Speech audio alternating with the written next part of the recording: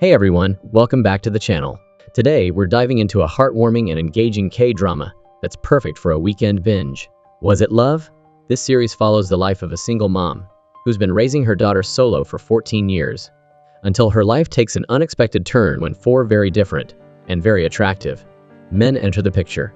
Our main character, A-jung, is a fiercely independent single mother who had to put her college dreams on hold when she became pregnant during her senior year.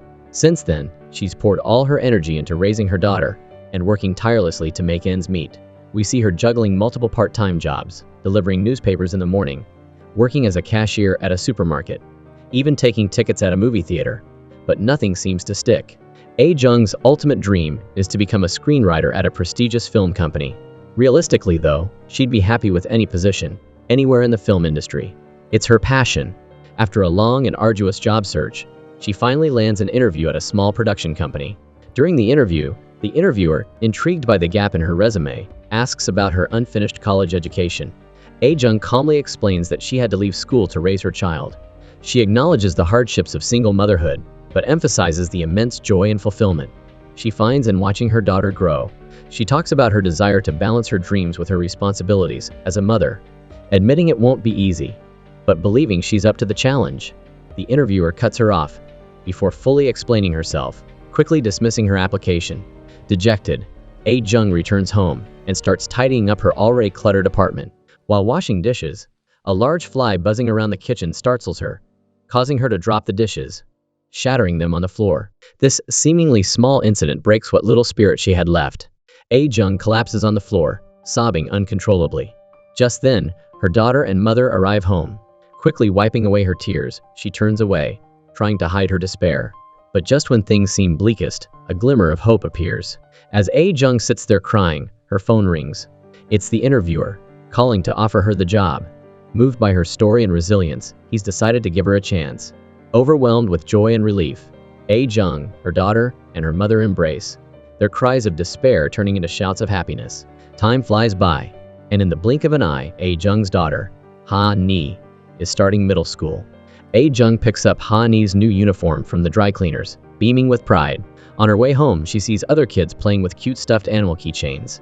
Wanting to celebrate Ha-ni's fresh start at a new school, A-jung decides to buy one for her daughter as a special gift. Beaming, A-jung presents the keychain to Ha-ni, playfully instructing her to squeeze it tight whenever she feels angry with a classmate. And if you're still mad, she adds with a wink, tell them you'll get them back. Ha-ni's grandmother, sitting nearby, lightly scolds A-jung for teaching her granddaughter such nonsense. Turning serious, she asks about A-jung's job. A-jung explains she's been promoted to screenwriter, which is exciting, but the company is struggling financially, hasn't secured new investors, and employees are quitting left and right because of delayed paychecks. Despite the challenges, A-jung remains optimistic, thrilled to be doing work she loves. She promises Ha-ni they'll earn enough money to buy back their current house, a prospect that fills Ha-ni with excitement. The next day, Ha-ni arrives at her new school. Walking past the sports field, she spots a group of girls swooning over a handsome young teacher, Yeon-woo. Ha-ni herself can't help but admire his good looks. Realizing she's almost late for class, she rushes inside. Unfortunately, a stern hall monitor stops her for not wearing her name tag. Ha-ni explains she's a new student, but the monitor remains unconvinced. Just then, Yeon-woo arrives and intervenes, confirming that Ha-ni is indeed his student, and allowing her to proceed to class. Ha-ni is immensely grateful for his timely assistance. Meanwhile, A-jung's world is about to be turned upside down.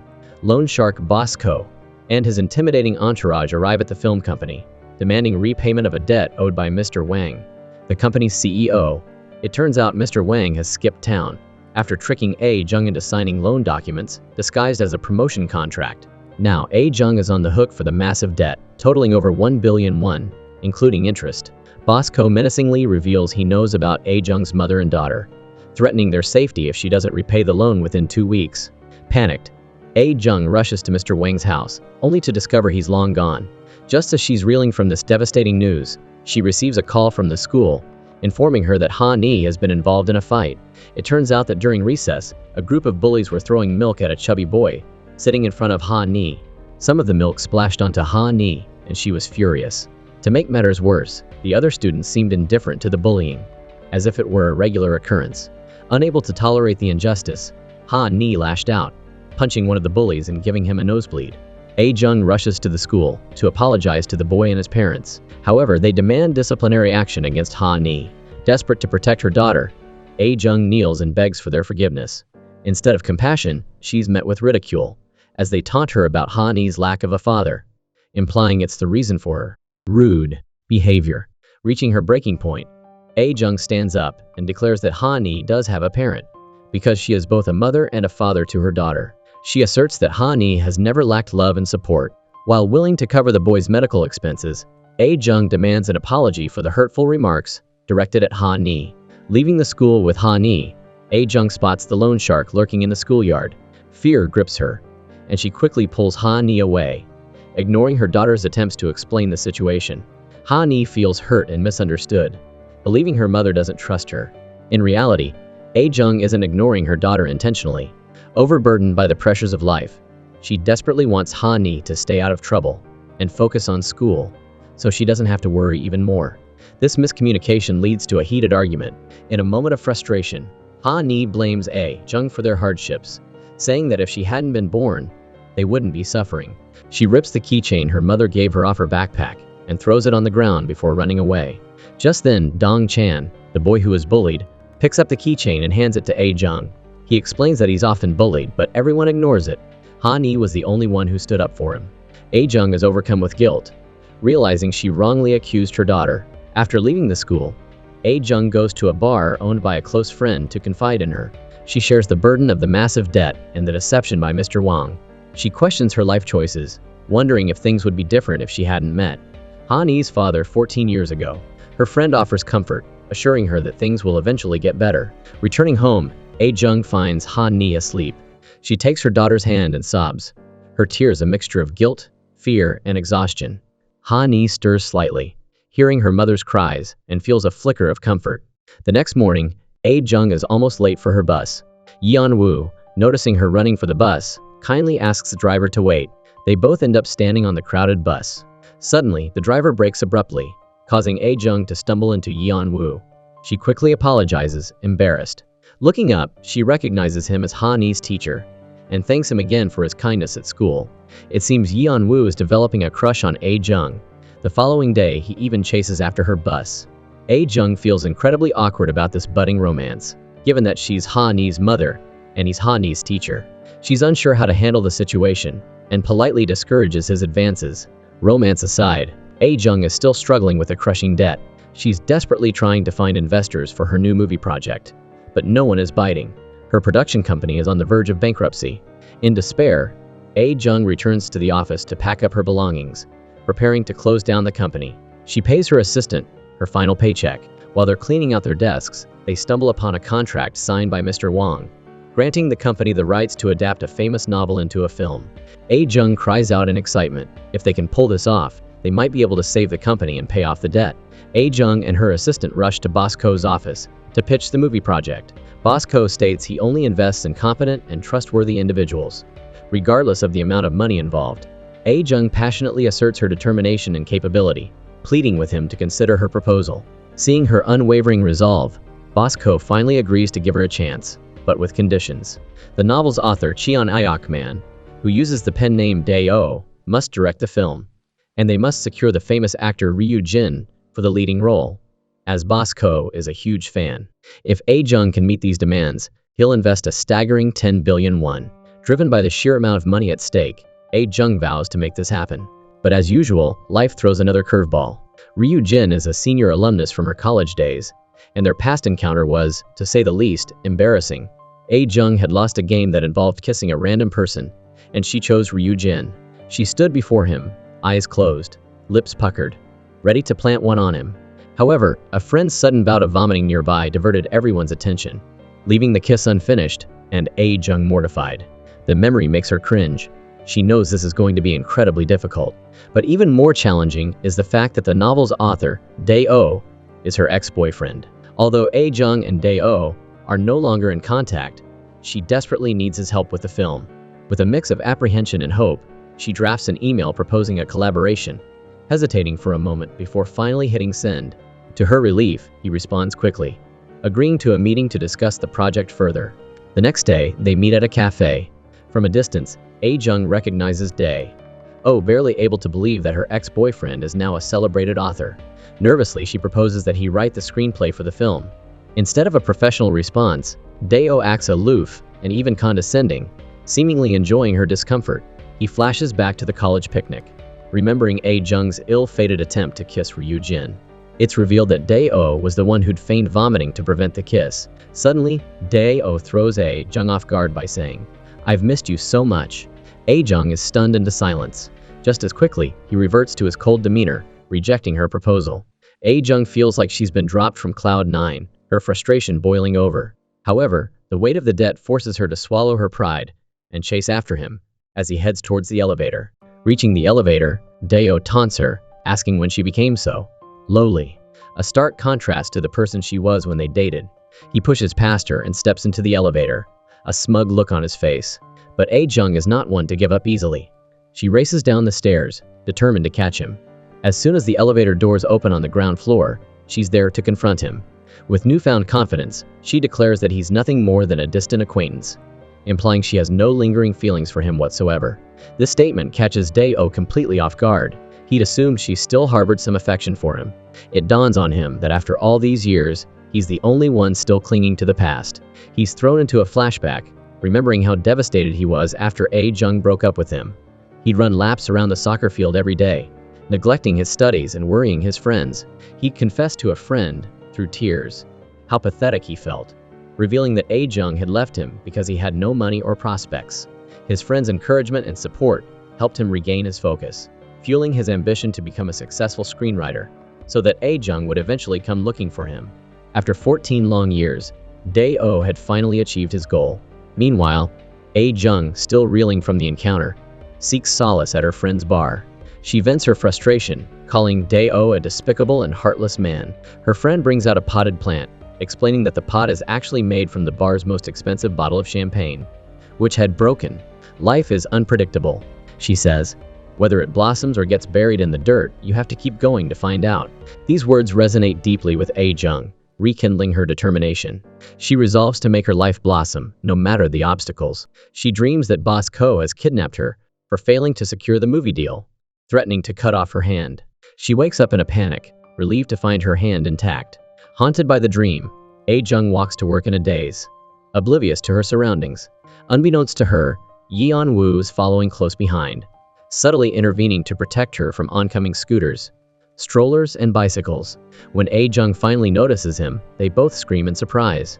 Yeon-woo asks if someone is bothering her, noticing her distress. A-jung admits that someone is indeed bothering her. Yeon-woo jokingly offers to break their neck and teach them a lesson on her behalf, making A-jung laugh and lifting her spirits. A-jung doesn't realize that she and Yeon-woo have met before, many years ago. Back then, Yeon-woo was a high school student who, along with his friends, visited A-jung's mother's sauna. His friends played a prank on him, locking him in the sauna alone. He was eventually rescued by A-jung, who came in to clean. She'd told him that if she were him, she'd teach her friends a lesson, encouraging him to be strong and stand up for himself. Yeon-woo is deeply touched by her kindness and has admired her ever since. Coincidentally, it's Ha-nee's parent-teacher conference day. A-jung and Yeon-woo arrive at the school for the meeting. Looking out the classroom window, A-jung spots Boss Ko parking his car in the schoolyard. Assuming he's there to kidnap her, she grabs a mop and rushes outside. Ready to defend herself, she confronts him, brandishing the mop while simultaneously pleading for him to spare her and her daughter, promising she'll deliver on the movie deal. To her utter astonishment, it turns out Boss Ko is there for the parent-teacher conference. He's Dong-chan's father, the boy Ha-nee defended from the bullies. Not wanting his father to know about the bullying incident, Dong-chan tells him that A-jung is his mother's new friend. A-jung notices a distinct awkwardness between Dong-chan and his father, observing Dong-chan's timid demeanor around him. After they leave, Dong-chan sits alone on the stairs, texting Boss Ko. He asks why his father came, expressing his discomfort at having him at school. He then takes a bite of a small pastry, looking forlorn. Ha-nee, noticing him, sits down beside him with an identical pastry. They sit in companionable silence, eating their snacks. Ha-nee asks if Dong-chan's mother attended the meeting. He replies that his mother passed away long ago, and he only lives with his father. Ha-nee, who has grown up without a father, assumes the same is true for Dong-chan and offers comfort. telling him it's okay and that they can be friends. Meanwhile, A-jung's mother arrives at the school for the parent-teacher conference, unaware of A-jung's presence. During the meeting, Yeon-woo asks for suggestions regarding a guest speaker to inspire the students. A-jung's mother, eager to contribute, suggests inviting Dae-oh, having overheard her daughter mention their collaboration. This excites the other parents, as Dae-oh is a well-known and admired author. A-jung is furious when she learns her mother has volunteered Dae-oh as a guest speaker. She berates her mother for creating more problems, especially after her awkward and humiliating encounter with him. The thought of facing him again in front of everyone at the school mortifies her. The following day at work, A-jung's assistant jokes that the main character in Dae-oh's novel reminds her of A-jung, noting the similarities in habits and mannerisms. A-jung dismisses it as a coincidence. However, that evening, curiosity gets the better of her, and she opens the novel. To her astonishment, she discovers that the details and dialogues mirror her own experiences with Dae-oh. It dawns on her that his novels have been about her all along. She'd wrongly assumed he'd moved on, unaware of the depth of his lingering feelings. The next day, A-jung and her assistant attend Dae-oh's book signing event. As Dae-oh takes the stage, the crowd erupts in cheers, surprising A-jung with the extent of his fame. A-jung is stunned by Dae-oh's success. The host asks Dae-oh about his debut novel and the inspiration behind it. He openly admits that he wrote it after being dumped by his girlfriend 14 years prior. He describes the devastation of being left without explanation and the dark period that followed, feeling like he'd lost everything. As he speaks, his gaze is fixed on A-jung, making it clear he's talking about her. He even directs a question to the audience, specifically choosing A-jung to answer.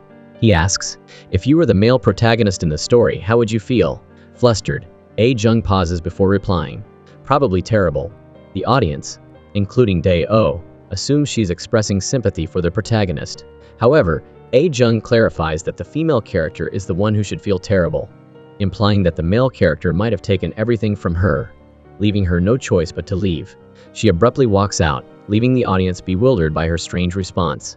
Walking down the street in a daze, A-jung collapses in front of a car and is rushed to the hospital. The car belongs to Boss Ko. He advises her to rest, but A-jung is frantic. She needs to secure Dae-oh's cooperation for the movie, otherwise she's doomed. A-jung goes to the cafe where she'd arranged to meet Dae-oh, but he doesn't show up. She waits for hours, only to receive a text message canceling the meeting just as the cafe is closing. Disheartened, she sits on the steps outside as heavy rain begins to pour. She doesn't even bother to seek shelter, lost in her despair. Suddenly, Dae-oh appears, holding an umbrella over her. They go to a nearby bar for drinks. A-jung argues that he must collaborate with her, pointing out that he used her story in his novel without her permission. Dae-oh agrees to consider the proposal, but has a question of his own. He wants to know what she's been doing for the past 14 years. Instead of answering directly, A-jung makes a counteroffer. If he agrees to the project immediately, she'll reveal the reason they broke up. Dae-oh is momentarily taken aback, then bursts out laughing, scoffing at her offer. He points out that as a successful author, he hardly needs to bargain for such a trivial piece of information. With an air of arrogance, Dae-oh suggests that if A-jung had simply admitted her struggles and asked for his help, he might have agreed. Infuriated, A-jung throws her drink in his face, stating she's there to propose a legitimate business collaboration, not to beg for pity. She unleashes a torrent of pent-up frustration, berating him before declaring she wouldn't work with him even if he were the last person on earth. Back in their respective homes, both seethe with anger. A-jung paces her apartment, yelling in frustration, while Dae-oh plots his revenge. Determined to take A-jung to court, he searches for old legal documents, and during his search, a photo from their college picnic falls out, triggering a flashback. The flashback takes us to that fateful picnic.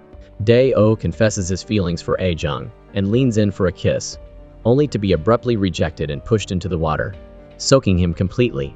Although A-jung refuses the kiss, she doesn't explicitly reject his confession. When Dae-oh presses her for an answer, she becomes flustered and runs away. The next day, the group takes a commemorative photo. A-jung tries to avoid Dae-oh, but he unabashedly positions himself beside her. Just as the photo is about to be taken, he grabs her hand, surprising her. The camera captures this unexpected moment of connection.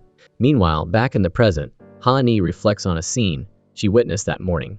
Her grandmother and Yeon-woo chatting comfortably, like old friends, reminiscing about something that happened 14 years ago. She senses a connection between Yeon-woo and her family. Her suspicions grow when her grandmother invites him over for dinner. Ha Ni's grandmother asks her to fetch new bowls and chopsticks for their guest. While searching, Ha Ni stumbles upon a box of her mother's college mementos. Inside, amongst various keepsakes, is a screenplay and a notebook. Picking up the notebook, Ha Ni is stunned to see an inscription on the cover. To our child in the future, from Dad, Oh Yeon Woo, and Mom, No A Jung. She wonders if Yeon Woo could be her father. Just as she's grappling with this revelation, Yeon Woo arrives. Her grandmother greets him warmly, but Ha Ni can only stare, speechless. Unsure how to address him, as her teacher or a potential father figure, Ha Ni remains quiet during dinner. Throughout the meal, her grandmother and Yeon Woo reminisce. Ha Ni notices a striking similarity in their tastes, particularly their shared love of tofu. Her grandmother further fuels Ha Ni's suspicions by enthusiastically suggesting that Yeon Woo move in with them, since he hasn't found a new place to live yet. After dinner, as Yeon Woo is leaving, Ha Ni follows him and asks about his relationship with her mother. He replies cryptically, "She's someone I want to take care of." In reality, Yeon Woo is not Ha Ni's biological father. He had taken care of A Jung when she was pregnant, even gifting the baby a pair of shoes. However, A Jung and her family moved away shortly after, and they lost contact. Intrigued, Ha Ni embarks on a mission to uncover the truth. She gives Yeon Woo a survey about his preferences. After comparing their answers, she finds a 98% compatibility rate. Despite the high percentage, something still feels amiss. Determined to find more concrete evidence, she has a brilliant idea. She retrieves her mother's old cell phone, hoping it holds clues about her father's identity. She finds only one saved contact number. To her surprise, it's not Yeon Woo's number, but Ryu Jin's. Meanwhile, Ryu Jin attends Daeo's gathering and is recognized by enthusiastic fans. He hides in the restroom for over 2 hours while fans wait outside, chatting amongst themselves and even speculating about his digestive issues. He eventually has to call his manager to rescue him. However, as soon as they leave, the internet explodes with fan accounts of the incident, portraying the famous actor in a rather compromising position. One particularly devoted fan even declares, "Even if you have diarrhea, I'll still love you." Ryu Jin is mortified. Some fans even suggest he seek medical attention for hemorrhoids. He's furious that his carefully crafted image has been tarnished by a 2-hour bathroom break. The next day, Dae-oh gives a lecture at a university, teaching students about finding inspiration for writing. He emphasizes the importance of drawing from genuine emotions, joy, anger, sadness, and happiness, as the true source of compelling storytelling. A student challenges him, pointing out that his novel, while focused on the male protagonist's feelings of betrayal, neglects the female character's perspective, making it seem one-sided. The student suggests that if the story were told from the woman's point of view, the ending might be different.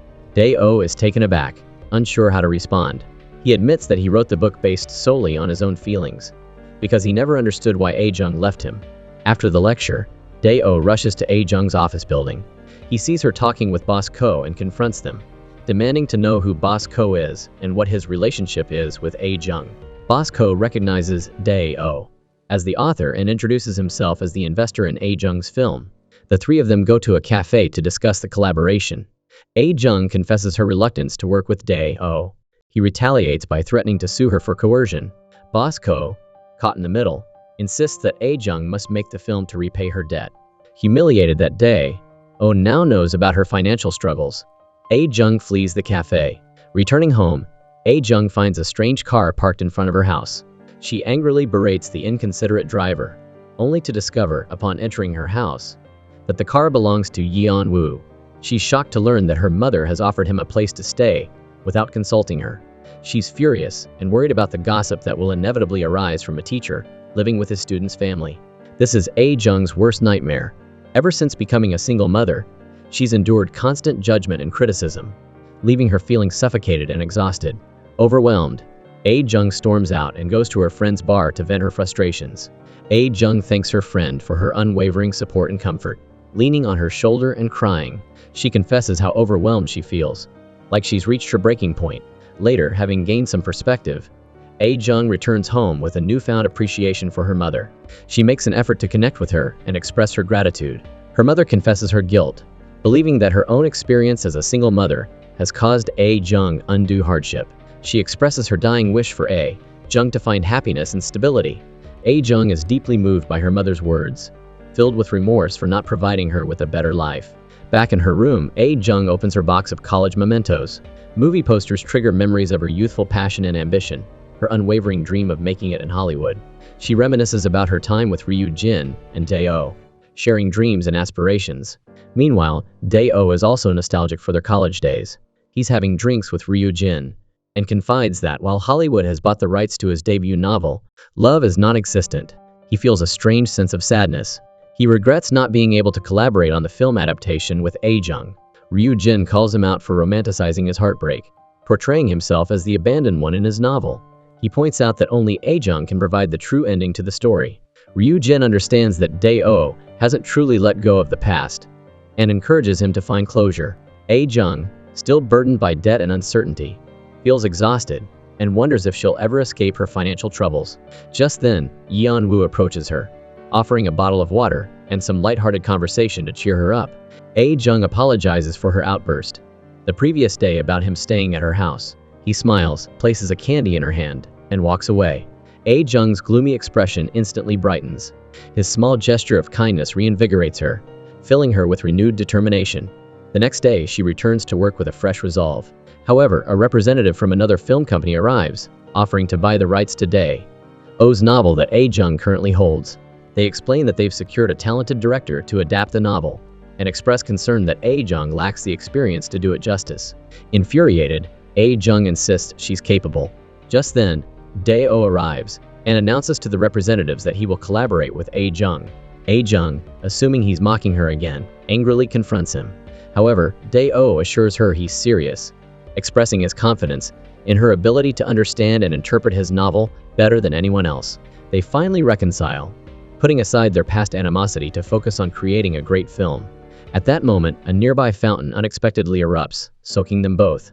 They laugh together over the shared mishap, the tension between them dissolving. Yeon-woo arrives and inserts himself into the conversation, creating an awkward atmosphere. Flustered, A-jung excuses herself to dry her hair in the restroom. Dae-oh is visibly uncomfortable with Yeon-woo's sudden appearance. Upon learning Dae-oh's identity, Yeon-woo excitedly shakes his hand, expressing his admiration for the famous author. He even invites Dae-oh to speak at Ha-nee's school. He then questions Dae-oh's relationship with A-jung, noticing their familiarity. Dae-oh simply states that they've known each other for a long time. Yeon-woo, clearly bothered, reveals that he's currently living with A-jung and gives Dae-oh a pointed look, accompanied by a firm handshake that feels more like a challenge. He only releases Dae-oh's hand when A-jung returns. Dae-oh makes a hasty exit, which further annoys A-jung, who mutters under her breath that he's insufferable. She ends up walking home with Yeon-woo. On their way, they encounter Ha-nee and A-jung's mother heading to the sauna. A-jung joins them, telling Yeon-woo to go home. Ha-nee is suspicious of her mother's interaction with Yeon-woo, but is also puzzled by Ryu Jin's number in her mother's old phone. Her curiosity about her mother's past intensifies. She asks her mother if she's ever dated a younger man. A-jung misunderstands, thinking Ha-nee is asking about herself dating someone younger, and teases her about it. Unable to get a straight answer from her mother, Ha-nee bombards Ryu Jin with texts, asking if he knows A-jung. Ryu Jin reads the messages, but is unsure how to respond, flustered by this sudden trip down memory lane. Meanwhile, Dae-oh is bothered by Yeon-woo's earlier remark about living with A-jung. He becomes convinced that they're married. He spends the night contacting old friends, trying to dig up information on Yeon-woo, but comes up empty. The next morning, Dae-oh meets with A-jung and presents her with a contract riddled with strict clauses, making it clear he's not taking this collaboration lightly. He also mentions his desire to speak at Ha-nee's school, but A-jung firmly rejects the idea, not wanting him to see Ha-nee. She then tries to leave for a meeting with Boss Ko about the investment, but Dae-oh insists on tagging along. A-jung reluctantly agrees. During their meeting with Boss Ko, Dae-oh proposes taking on both the writing and directing roles, arguing that only he can truly capture the essence of his own story. Boss Ko consults A-jung, who agrees, acknowledging Dae-oh's talent and responsibility.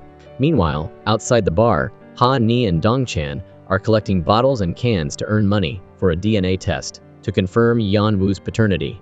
They've become close friends since the bullying incident. Ha-nee excitedly shares her investigation with Dong-chan and encourages him to reconcile with his father. Dong-chan agrees. Later, he tells Boss Ko to stop harassing A-jung, explaining that she's his best friend's mother. Boss Ko doesn't respond but seems to take his son's words to heart. Dae-oh tries to persuade Ryu Jin to join the film project, but Ryu Jin is hesitant, reluctant to work with Jung. Dae-oh argues that the investor insists on Ryu Jin for the lead role, and without him, Jung will never be able to make the film and repay her debt. This finally convinces Ryu Jin to accept. With the lead actor secured and funding in place, Jung and Dae-oh begin reviewing the script. Jung argues that the male protagonist lacks appeal and needs revisions. Dae-oh immediately objects, insisting the character is perfectly fine. Jung contends that her perspective as a woman provides a more objective view and suggests modifying the character to broaden its appeal. Dae-oh disagrees, provokingly accusing her of having poor judgment, even sarcastically commenting on her living with a man who can't even help her repay her debts. Jung, aware of his misunderstanding about her relationship with Yeon-woo, chooses not to explain, instead urging him to focus on the project and avoid prying into her personal life. She describes her simple joys, taking her daughter to school, sharing stories with her family, and dreaming of a bright future with her daughter and mother, and asserts that that's enough for her. She then leaves, frustrated. Dae-oh realizes he's overstepped and hurt her feelings, regretting his interference. Determined to finish the script quickly, Jung works late into the night at the office. Dae-oh arrives to find her asleep on the sofa. He gently adjusts her position, accidentally brushing her hand. She instinctively grabs his hand in her sleep. The brief contact sends Dae-oh's heart racing, and he quickly leaves, flustered. When Jung wakes up, she sees a bag of food and the revised script on the table. Knowing Dae-oh has been there, she looks around for him. Just then, Yeon-woo arrives with Ha-ni, bringing dinner. The three of them share a warm, playful moment, which Dae-oh witnesses from afar. He mistakenly assumes they're a happy family. Dejected, Dae-oh goes to the bar to confide in Ryu Jin. He berates himself for seeking out Jung, only to find himself falling for her again. This triggers a flashback for Ryu Jin. Years ago, after Dae-oh and Jung broke up, she'd come to Ryu Jin for comfort. He'd felt a pang of sadness, realizing she didn't see him as anything more than a friend. It's revealed that Ryu Jin has also harbored long-standing feelings for Jung. He laments his perpetual role as the third wheel. Both men drown their sorrows in alcohol, returning home late and intoxicated. The next morning, a hungover Ryu Jin receives a text from Ha-ni, requesting a meeting. He agrees, and they arrange to meet that evening. However, their plans change abruptly when Ha-ni sends an urgent message, begging Ryu Jin to come to her school to rescue her mother. It turns out that today is the guest speaker event that Jung's mother had promised Dae-oh would attend. He's a no-show, and the parents are furious, criticizing Jung for making promises she couldn't keep. Ha-ni's class is the only one without a speaker. Jung apologizes profusely and promises to find a replacement, but the parents continue to berate her. Meanwhile, after receiving Ha-ni's desperate plea, Ryu Jin rushes to the school. On the way, something clicks. Ha-ni is 14 years old, meaning Jung was pregnant 14 years ago. He flashes back to a rainy night 14 years prior, when a distraught Jung had shown up, crying and clinging to him, before disappearing without a trace. He begins to suspect that she left school and vanished to have her baby. Stuck in traffic, Ryu Jin abandons his car and runs the rest of the way to the school. As he arrives at the school gates, he bumps into Ha-ni. She stares in awe at the towering figure before her. Ha-ni leads Ryu Jin to her classroom, introducing him as the new guest speaker, an old college friend of her mother. The parents and students are thrilled to see a famous actor. Their criticism of Jung instantly replaced with awe and admiration. During the Q&A session, the students bombard Ryu Jin with questions about his love life. A particularly cheeky student asks about his first love. As Ryu Jin is about to answer, he spots Jung standing at the back of the classroom and is captivated. The impatient students urge him to answer. He declares that his first love is the person who helped him become the successful actor he is today. Yeon-woo notices the intense look Ryu Jin gives Jung, wondering about their connection. As the event ends, Ha-ni is more confused than ever, unsure who her father really is. Just as Ha-ni is about to speak with Ryu Jin privately, his manager appears and whisks him away. Jung intercepts their car, asking to speak with Ryu Jin. She questions why he's there. Ha-ni, standing behind her, frantically signals to Ryu Jin not to reveal that she contacted him. He covers for her, claiming he came to accept Jung's offer to star in her film. Overjoyed, Jung thanks him profusely, while his manager looks on in stunned confusion. Back in the car, the manager questions Ryu Jin's decision to accept the role, especially since he's on the verge of a Hollywood breakthrough. Ryu Jin deflects, asking his manager what would happen to his career if news of him having a child suddenly surfaced. The manager replies that it would be disastrous, his career likely ruined. Suspecting something, he asks Ryu Jin if he went to the school because his child is there. Ryu Jin remains silent. Alarmed, the manager stops the car, realizing the potential magnitude of the situation. Meanwhile, Dae-oh also arrives at the school, searching for A-jung. He'd gone to her office earlier, but she wasn't there. He'd asked her assistant if she knew who A-jung's husband was, and the assistant had informed him that A-jung is a single mother who has raised her daughter alone for 14 years. This revelation sends Dae-oh rushing to the school to confront her. He pulls A-jung away from the gossiping parents and leads her to the rooftop. There, he pours out his heart, confessing that he thought he'd moved on, but seeing her again has reawakened his feelings. Suddenly, Yeon-woo appears and grabs Dae-oh's arm. Dae-oh warns him to stay out of their business, unless he's A-jung's husband, relative, or boyfriend. Yeon-woo retorts, "Who knows if I'll become her boyfriend in the future?" Mortified, A-jung tells Yeon-woo she'll handle it and apologizes for involving him. She then turns to Dae-oh, angrily demanding to know why he's so obsessed with her life. Dae-oh reminds her of her promise to explain why she disappeared 14 years ago, if they worked together. He'd always wondered about it. It was an unresolved knot in his mind. A-jung, furious, told him that her husband had passed away and asked him never to mention her husband or child again. It made her incredibly uncomfortable. Dae-oh was immediately filled with regret. Once again, he'd upset her. Meanwhile, Yeon-woo stood by, feeling a turmoil of his own. He had strong feelings for A-jung, but both in the present and the past, he faced stiff competition from the men surrounding her. He flashed back to their school days. He'd been about to confess his feelings to A-jung when he discovered she already had a boyfriend, Dae-oh. This time, Yeon-woo thought he had a clear shot since they had broken up, but Dae-oh's sudden reappearance threatened his plans to pursue A-jung. That evening, A-jung and her assistant went to a restaurant to celebrate the successful movie deal. Unbeknownst to A-jung, her assistant had also invited Dae-oh, Ryu Jin, and director Ko. As the party got underway, everyone expressed sympathy for the difficulties A-jung had faced. Her assistant recounted how A-jung had gone to great lengths to meet Ryu Jin at his press conference, only to be pushed and knocked down by reporters. Then, she'd struggled with Dae-oh's contract, running around and agonizing over the demanding terms. Finally, she'd been pressured by director Ko to repay her debts, leaving her stressed, unable to eat or sleep properly, and noticeably thinner. The assistant lamented that these three men had made A-jung's life incredibly difficult. To lighten the tense atmosphere, director Ko encouraged everyone to drink. A-jung, having had a bit too much, became quite drunk. The three men decided to escort her home. Director Ko went ahead to locate A-jung's house, while Ryu Jin and Dae-oh supported her as they walked. As they reached A-jung's front door, they bumped into Yeon-woo, who was taking out the trash. The four men stared at each other in stunned silence. Dae-oh couldn't believe that Yeon-woo was actually living with A-jung. Yeon-woo stepped forward and carried A-jung inside. Hearing the commotion, A-jung's mother came out to see what was going on, and found the three men standing at her doorstep. Ha-ni followed close behind. Dae-oh greeted her, but Ha-ni only bowed to Ryu Jin. A-jung's mother offered to invite them in for tea, but Ryu Jin quickly made an excuse for them to leave. Ha-ni was disappointed. She'd missed another chance to talk to Ryu Jin. Meanwhile, Yeon-woo struggles to get a very drunk A-jung to her bedroom. She stumbles and slurs her words. Then, lying on the bed, she pulls him close in her drunken stupor. Flustered, he quickly pulls away and leaves the room. After leaving A-jung's house, Ryu Jin returns to his agency, where he's surprised with a celebratory party for his Hollywood debut. But Ryu Jin isn't celebrating. He apologizes and announces that he's not going to Hollywood after all, wanting to focus on acting in Korea.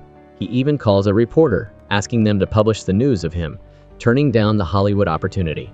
His CEO is furious and yells at him, but Ryu Jin remains firm in his decision. The next morning, the CEO visits A-jung, determined to find out what's so special about her that Ryu Jin would give up Hollywood for her film. A-jung modestly claims she has nothing extraordinary to offer, but promises to showcase Ryu Jin's talents to their fullest potential. This only irritates the CEO further, who insists that she is the one who truly understands Ryu Jin. She accuses Ryu Jin of only accepting the role out of pity for his junior colleague and warns A-jung not to jeopardize his career. The CEO then presents a list of A-list actresses and declares that if A-jung can't secure one of them as the female lead, the agency will force Ryu Jin to quit the project, and A-jung will be responsible for all breach of contract costs with Hollywood. The three men brainstorm ways to help A-jung. Ryu Jin offers to reason with his CEO But A-jung refuses his help, determined to handle it herself and ensure the film gets made. The men begin to blame themselves for her predicament. Ryu Jin believes the CEO is only targeting A-jung because of him. Boss Ko regrets forcing Ryu Jin onto the project in the first place. Finally, Dae-oh declares that he will take care of it. The other two men scoff, pointing out that he has no connections in the industry. Dae-oh is silenced, realizing they're right. He doesn't know any A-list actresses. Meanwhile, A-jung tirelessly meets with every actress on the list, but they all turn her down due to scheduling conflicts. The only remaining option is A-rin, a famous actress known as the Asian Angel, whose real personality is far from angelic. A-rin is an anti-smoking ambassador, yet she's secretly a heavy smoker. When A-jung arrives, she finds A-rin smoking in her car. Before A-jung can even speak to her, A-rin's fans swarm the vehicle, and her manager quickly drives away, leaving A-jung empty-handed. Dae-oh tries to comfort her, and her assistant notices his concern, which he quickly denies. As they're about to leave, it starts pouring rain. Dae-oh offers A-jung a ride, but she immediately refuses, grabbing a folder to cover her head and running into the downpour. Dae-oh follows, trying to give her his umbrella, but she boards a bus, leaving him feeling disappointed. Both A-jung and Dae-oh flash back to a rainy day in college. Dae-oh had grabbed a giant, colorful umbrella from a convenience store to shield them from the rain. They'd stood out in the crowd, sheltered by the oversized, whimsical umbrella. Dae-oh feels a pang of regret, remembering their happier times. Ryu Jin's manager arrives at his apartment and, seeing Ha-nee's texts, calls her and tells her to stop bothering Ryu Jin. Overhearing this, Ryu Jin angrily confronts his manager and kicks him out. He reads Ha-nee's messages, in which she asks if he knows who her father is and what her mother told him 14 years ago. Ryu Jin flashes back to that rainy night 14 years prior, when A-jung had come to him, crying and embracing him. The next morning, she was gone, leaving only a note. "Sunbae, I'm leaving. Please forget about yesterday." Unable to recall the details of that night, Ryu Jin begins to wonder if Ha-nee could be his daughter. Meanwhile, Dae-oh films himself participating in a speed writing challenge, nominating A-rin to do it next. He sends the video to her, along with an invitation to star in his upcoming film. A-rin is surprised to see Dae-oh. It turns out he was her tutor in high school, a fact he's completely forgotten. A-rin readily accepts the challenge, and even proposes a meeting with Dae-oh. This boosts his ego, making him believe his fame is the reason for her quick agreement. He smiles smugly, pleased with himself. He tries to share the good news with A-jung, but she's at a movie with Yeon-woo and doesn't answer his call. After the movie, A-jung asks Yeon-woo for his opinion on the film. He confesses that he barely remembers it, as he was too captivated by her. A-jung is taken aback by his confession. Meanwhile, Dae-oh is driving and spots them together. Annoyed, he deliberately drives through a puddle, splashing them with water. Immediately regretting his childish act, he turns away so they don't see him and drives off. A-jung curses the inconsiderate driver, memorizing the license plate number, 1780, and vows to teach him a lesson if she ever sees him again. On their walk home, she continues to complain about the driver ruining the mood, while Yeon-woo walks beside her, gazing at her affectionately. He then presents her with a book he'd intended to give her 14 years ago, a love letter tucked inside. A-jung accepts the book shyly, and they continue their walk home. When Yeon-woo enters his room, he finds Ha-nee holding the parenting class for college students notebook with the inscription, "To our future child, from Dad, Oh Yeon-woo and Mom, no A-jung." He explains that it was just a group project for their parenting class. Ha-nee's hopes are dashed. She's disappointed and heartbroken, having believed he was her father. She runs to her room, followed by a concerned Yeon-woo. A-jung witnesses this exchange and wonders what happened. Before she can ask, her phone rings. It's her assistant with exciting news. Dae-oh has convinced A-rin to take the lead role. Overjoyed, A-jung also feels a pang of regret for missing Dae-oh's call. That night, before going to bed, A-jung picks up the book Yeon-woo gave her. She finds the love letter inside but hesitates to read it. After a moment of contemplation, she decides to leave it unread. The following day, A-jung goes to Dae-oh's house to thank him. At his doorstep, she recognizes the car with license plate 1780 as the one that splashed her the previous night. Annoyed, but maintaining her composure, she expresses her sincere gratitude for his efforts on the film. However, she immediately switches gears and scolds him for his reckless driving. Dae-oh, in turn, blames her for prioritizing a movie date over work. A-jung warns him against interfering in her personal life, threatening physical violence if he continues. To establish clear boundaries, she sets ground rules for their professional relationship. After she visits with Dae-oh, A-jung attends Ha-nee's parent-teacher conference. Yeon-woo makes several attempts to flirt with her, but she finds his advances uncomfortable and tells him to stop, feeling pressured by his attention. She excuses herself to have lunch with the other parents, using it as an escape. In reality, A-jung isn't having lunch with the other parents. She's accompanying Dae-oh to meet with A-rin. A-rin has meticulously prepared for this meeting, as Dae-oh was her secret crush in high school. However, as she approaches, she sees A-jung sitting with him, the same woman who stole Dae-oh from her years ago. Furious, A-rin retreats to the restroom to compose herself, struggling to understand why they're still together after all these years. Finally regaining her composure, A-rin returns to meet with them. Instead of discussing the film, she focuses on the dynamic between Dae-oh and A-jung, peppering them with questions about their relationship and how they ended up working together after their breakup. Before Dae-oh can answer, A-jung interjects, stating they're simply colleagues. A-rin seems unconvinced. A-jung hands her the script, but A-rin refuses to take it, forcing her manager to accept it on her behalf. A-jung reiterates their hope that A-rin will accept the role. However, A-rin is more interested in Dae-oh's opinion, asking how much he wants her for the role. He immediately replies that he can't imagine anyone else playing the part. A-rin, pleased by his answer, agrees instantly, but she wants to change the female lead's character, finding her unpleasant. A-jung, sitting beside them, is taken aback, as the character is based on her. She wonders if she's truly that disagreeable. After the meeting, a troubled A-jung steps outside. Dae-oh follows, teasing her about the flawed female character. Annoyed, A-jung retorts, "If I'm so flawed, why did you like me in the first place?" Flustered, Dae-oh explains, "Because she's captivating, that's why the male lead liked her." He flashes back to their first meeting. He was submitting his university application when he saw A-jung assisting a film crew. They were short an extra for a death scene, and A-jung asked Dae-oh for help. They lay on the ground, playing dead, a scene that lasted only seconds. But A-jung was delighted. Afterward, she turned to him, smiling and thanking him. It was in that moment that Dae-oh fell for her, charmed by her enthusiasm. A-jung goes to her friend's bar to vent, where she finds Ha-nee and Dong-chan cuddling a small dog. Ha-nee explains that the dog was abandoned and wants to keep it. Given their tight finances, A-jung refuses, scolding them both. A saddened Ha-nee leaves the dog with her friend to look after. A-jung walks Dong-chan home. On their way, she asks about Ha-nee's experience at school, concerned about potential bullying. Dong-chan assures her that Ha-nee is the strongest person he knows, and no one would dare bully her. Relieved, A-jung tells Dong-chan not to stay out so late, as his mother would worry. He quietly reveals that his mother is deceased. Feeling guilty, A-jung quickly says she'll worry in his mother's place, making him smile. Just then, Boss Ko's car approaches. A-jung protectively pulls Dong-chan close to avoid the car.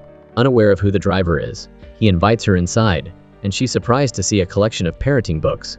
Realizing there's a warm heart beneath his tough exterior, despite his stern demeanor, A-jung senses he's a good father. She invites Boss Ko to the upcoming parent-teacher meeting, and after a moment of hesitation, he accepts.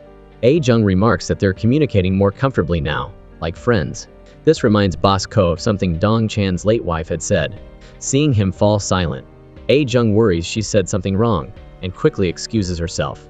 On her way home, she sees Yeon-woo fixing her mother's table. She tries to avoid him, but he tells her to act normally, assuring her he's willing to wait for her feelings to develop. Flustered, A-jung retreats to her room and opens the book he gave her. She reads his love letter and flashes back to a conversation from years ago, when he'd confided in her about his crush on a girl. She now realizes he was talking about her. Meanwhile, Ryu-jin has a nightmare. He dreams that Ha-nee interrupts his press conference, declaring him her father. Reporters swarm them, taking photos and gossiping. Dae-oh appears, accusing Ryu-jin of stealing his girlfriend. Then A-jung arrives, crying and asking how he could consider their daughter a mistake. Overwhelmed, Ryu-jin wakes up in a panic, relieved it was just a dream. He then receives a text from A-jung, informing him that A-rin has accepted the role. He's strangely unhappy about the news. A-rin is also displeased to learn that Ryu-jin is the male lead. They've had a past conflict and can't stand each other. However, A-rin dislikes A-jung even more and wants her removed from the project. She visits Dae-oh and suggests replacing A-jung, but he refuses, stating that the project is meaningless without her. He emphasizes A-jung's importance to him. She might not be famous, but she's certainly talented. Dae-oh, unable to tolerate the insult, walks away, leaving A-rin fuming. Meanwhile, A-jung, unaware of the tension, approaches A-rin to greet her. A-rin coldly brushes her off, thinking she hasn't been heard. A-jung greets her again and reaches out to take her hand. A-rin abruptly pulls her hand away, causing A-jung to stumble backward. A waiter carrying a tray of food bumps into her, spilling food all over her. Dae-oh rushes to her side, removes his jacket to cover her, and leads her away. A-jung protests, saying they should check on A-rin. Dae-oh, exasperated, tells her to prioritize herself and not let others mistreat her. A-jung reminds him of her ground rules about not interfering in each other's personal lives. He replies that he can't follow them because he still has feelings for her. A-jung, surprised, laughs it off as a joke, returns his jacket, and goes back to find A-rin. Dae-oh is saddened that she doesn't believe him. Rejected, he returns to the party, looking dejected. A-rin approaches him, apologizing for the incident, and assuring him it wasn't intentional. Dae-oh, not blaming her at all, asks if she's hurt. This small gesture of concern sends A-rin over the moon. However, it's simply a polite gesture. Dae-oh's heart remains with A-jung. Throughout the party, Dae-oh's attention is fixed on A-jung, watching with a tender gaze. As she video chats with her daughter, he admires her optimism and energy. Even though she seems indifferent to him, he continues to worry about her, his feelings undiminished. Suddenly, Yeon-woo's mother arrives and introduces him to Dae-oh, revealing that she's a prominent entertainment CEO, and he's her wealthy heir. No one, including Dae-oh, is aware of his background. Dae-oh, surprised, shakes his hand. Both men then abruptly excuse themselves, each heading off to find A-jung. A-jung, meanwhile, is walking home, fretting over the stain on her clothes and worrying about missing the party. A-jung nervously walked down the street, eyes glued to a stain on her shirt. She was worried it would ruin her chances of attending a party. Her mind also replayed Dae-oh's recent confession, trying to convince herself it was just nonsense, nothing to take seriously. Suddenly, Yeon-woo appeared beside her, asking if she was okay. Noticing the stain, he immediately steered her towards a small shop by the roadside to buy a new dress. Yeon-woo even picked out a pair of comfortable flats for her. His thoughtfulness brought a smile to A-jung's face, though she felt a twinge of awkwardness, not wanting him to be too nice to her. Meanwhile, Ryu-jin practiced greeting A-rin amicably in front of a bathroom mirror. They had a history of conflict, but now, forced to collaborate on a new film project, Ryu-jin wanted to put their personal differences aside for the sake of professionalism. Just then, he spotted Dae-oh standing by the bathroom door, looking troubled. Approaching him, Ryu-jin asked what was wrong. Dae-oh suggested they grab a drink. Over drinks, Dae-oh revealed he had confessed his lingering feelings for A-jung, but she dismissed it as a joke. Ryu-jin was taken aback. He couldn't believe that after all these years, not only he, but Dae-oh still harbored feelings for A-jung. A wave of guilt washed over Ryu-jin, remembering his betrayal of Dae-oh and the fact that he was Ha-nee's father. But Dae-oh insisted that regardless of Ha-nee's paternity, his feelings for A-jung were genuine and unwavering. He declared his determination to pursue her and refused to give up. Overwhelmed, Ryu-jin abruptly left. Dae-oh continued drinking, eventually getting completely drunk. He ended up outside A-jung's apartment, repeatedly calling her, but she didn't answer. Yeon-woo, leaving for his workout, found Dae-oh slumped against the door. He warned Dae-oh to stop bothering A-jung and, in a deliberate move, knocked him over before walking away. Dae-oh, not one to back down, followed Yeon-woo to the basketball court. He mocked Yeon-woo's basketball skills. Then, his voice laced with suspicion, asked, "Why are you, a rich guy, pretending to be ordinary and renting a room from A-jung?" Yeon-woo frankly admitted his feelings for A-jung, explaining that his actions were motivated by a desire to be near her. Dae-oh, in turn, poured out his heart, claiming he didn't intend to harass A-jung. He just wanted to rekindle their old relationship, because he still loved her deeply. He acknowledged, however, that his actions had backfired, making things worse. Infuriated, Yeon-woo accused Dae-oh of constantly hurting A-jung. Dae-oh, caught off guard, retorted that he was the one who had been hurt when A-jung left him. Yeon-woo didn't buy it. He lunged at Dae-oh, and a fight erupted. The two men wrestled fiercely until both were injured. Dae-oh ended up in the hospital, while Yeon-woo, with only minor injuries, received some tender care from A-jung, a small victory in his eyes. Despite his injuries, Dae-oh remained persistent in his pursuit of A-jung.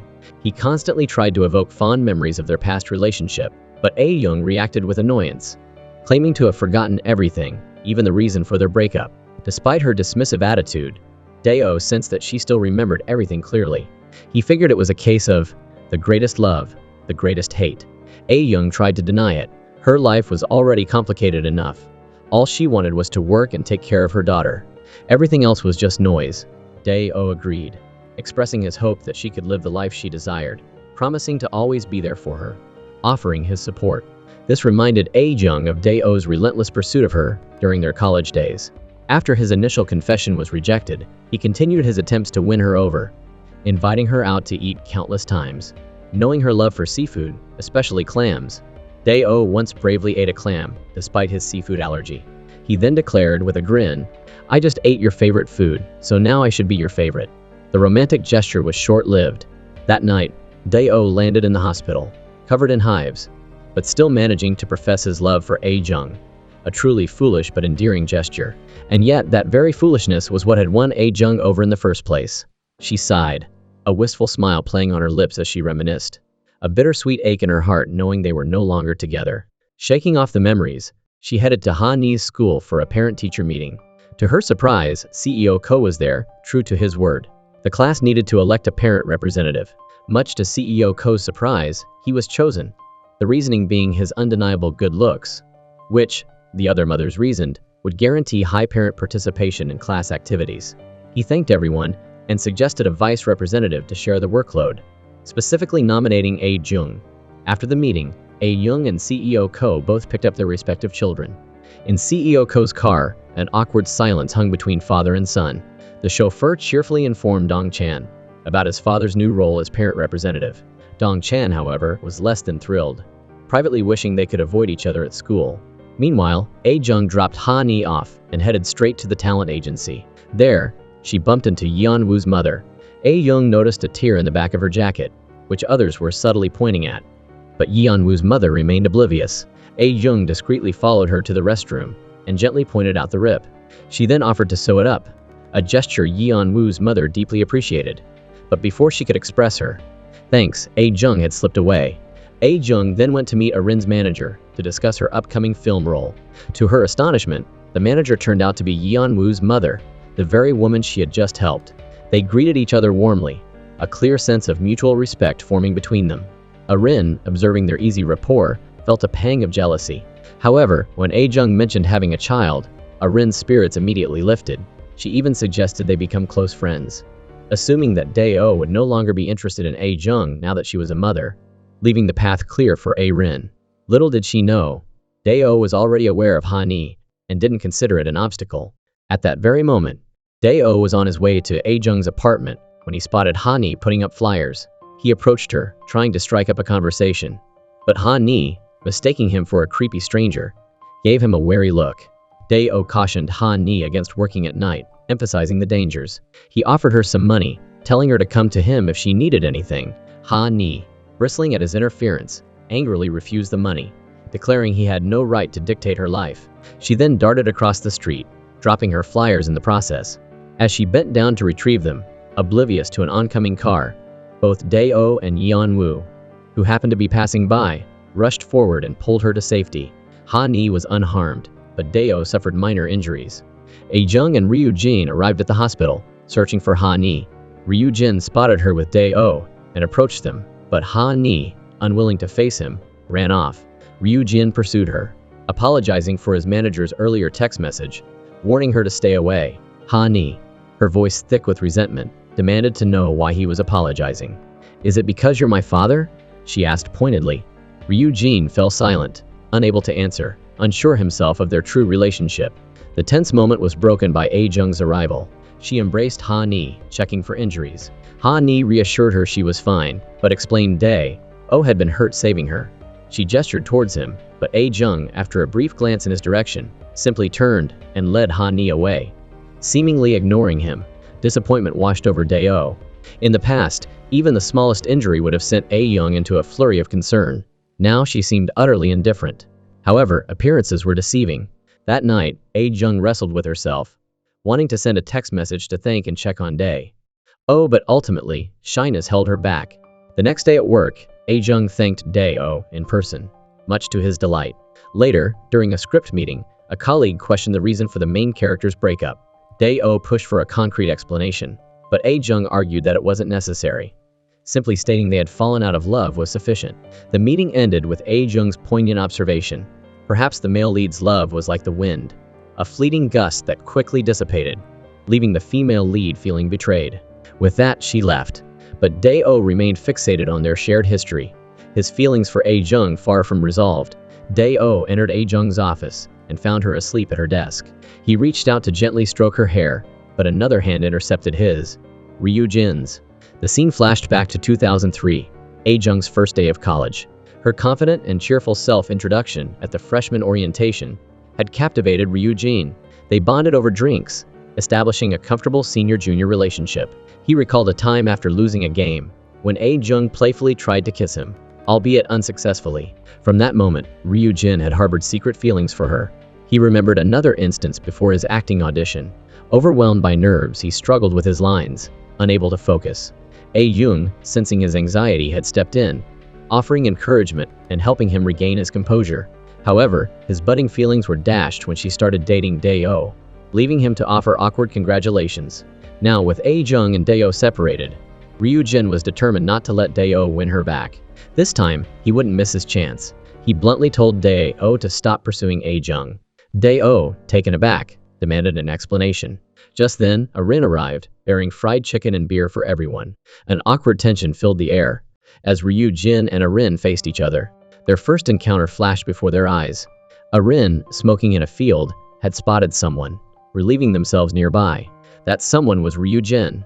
Their eyes met and mortified, Ryu-jin promptly fell over. They'd kept each other's secrets. Ryu-jin's embarrassing moment, and Arin's smoking habit, which, as an anti-smoking campaign ambassador, she needed to keep hidden.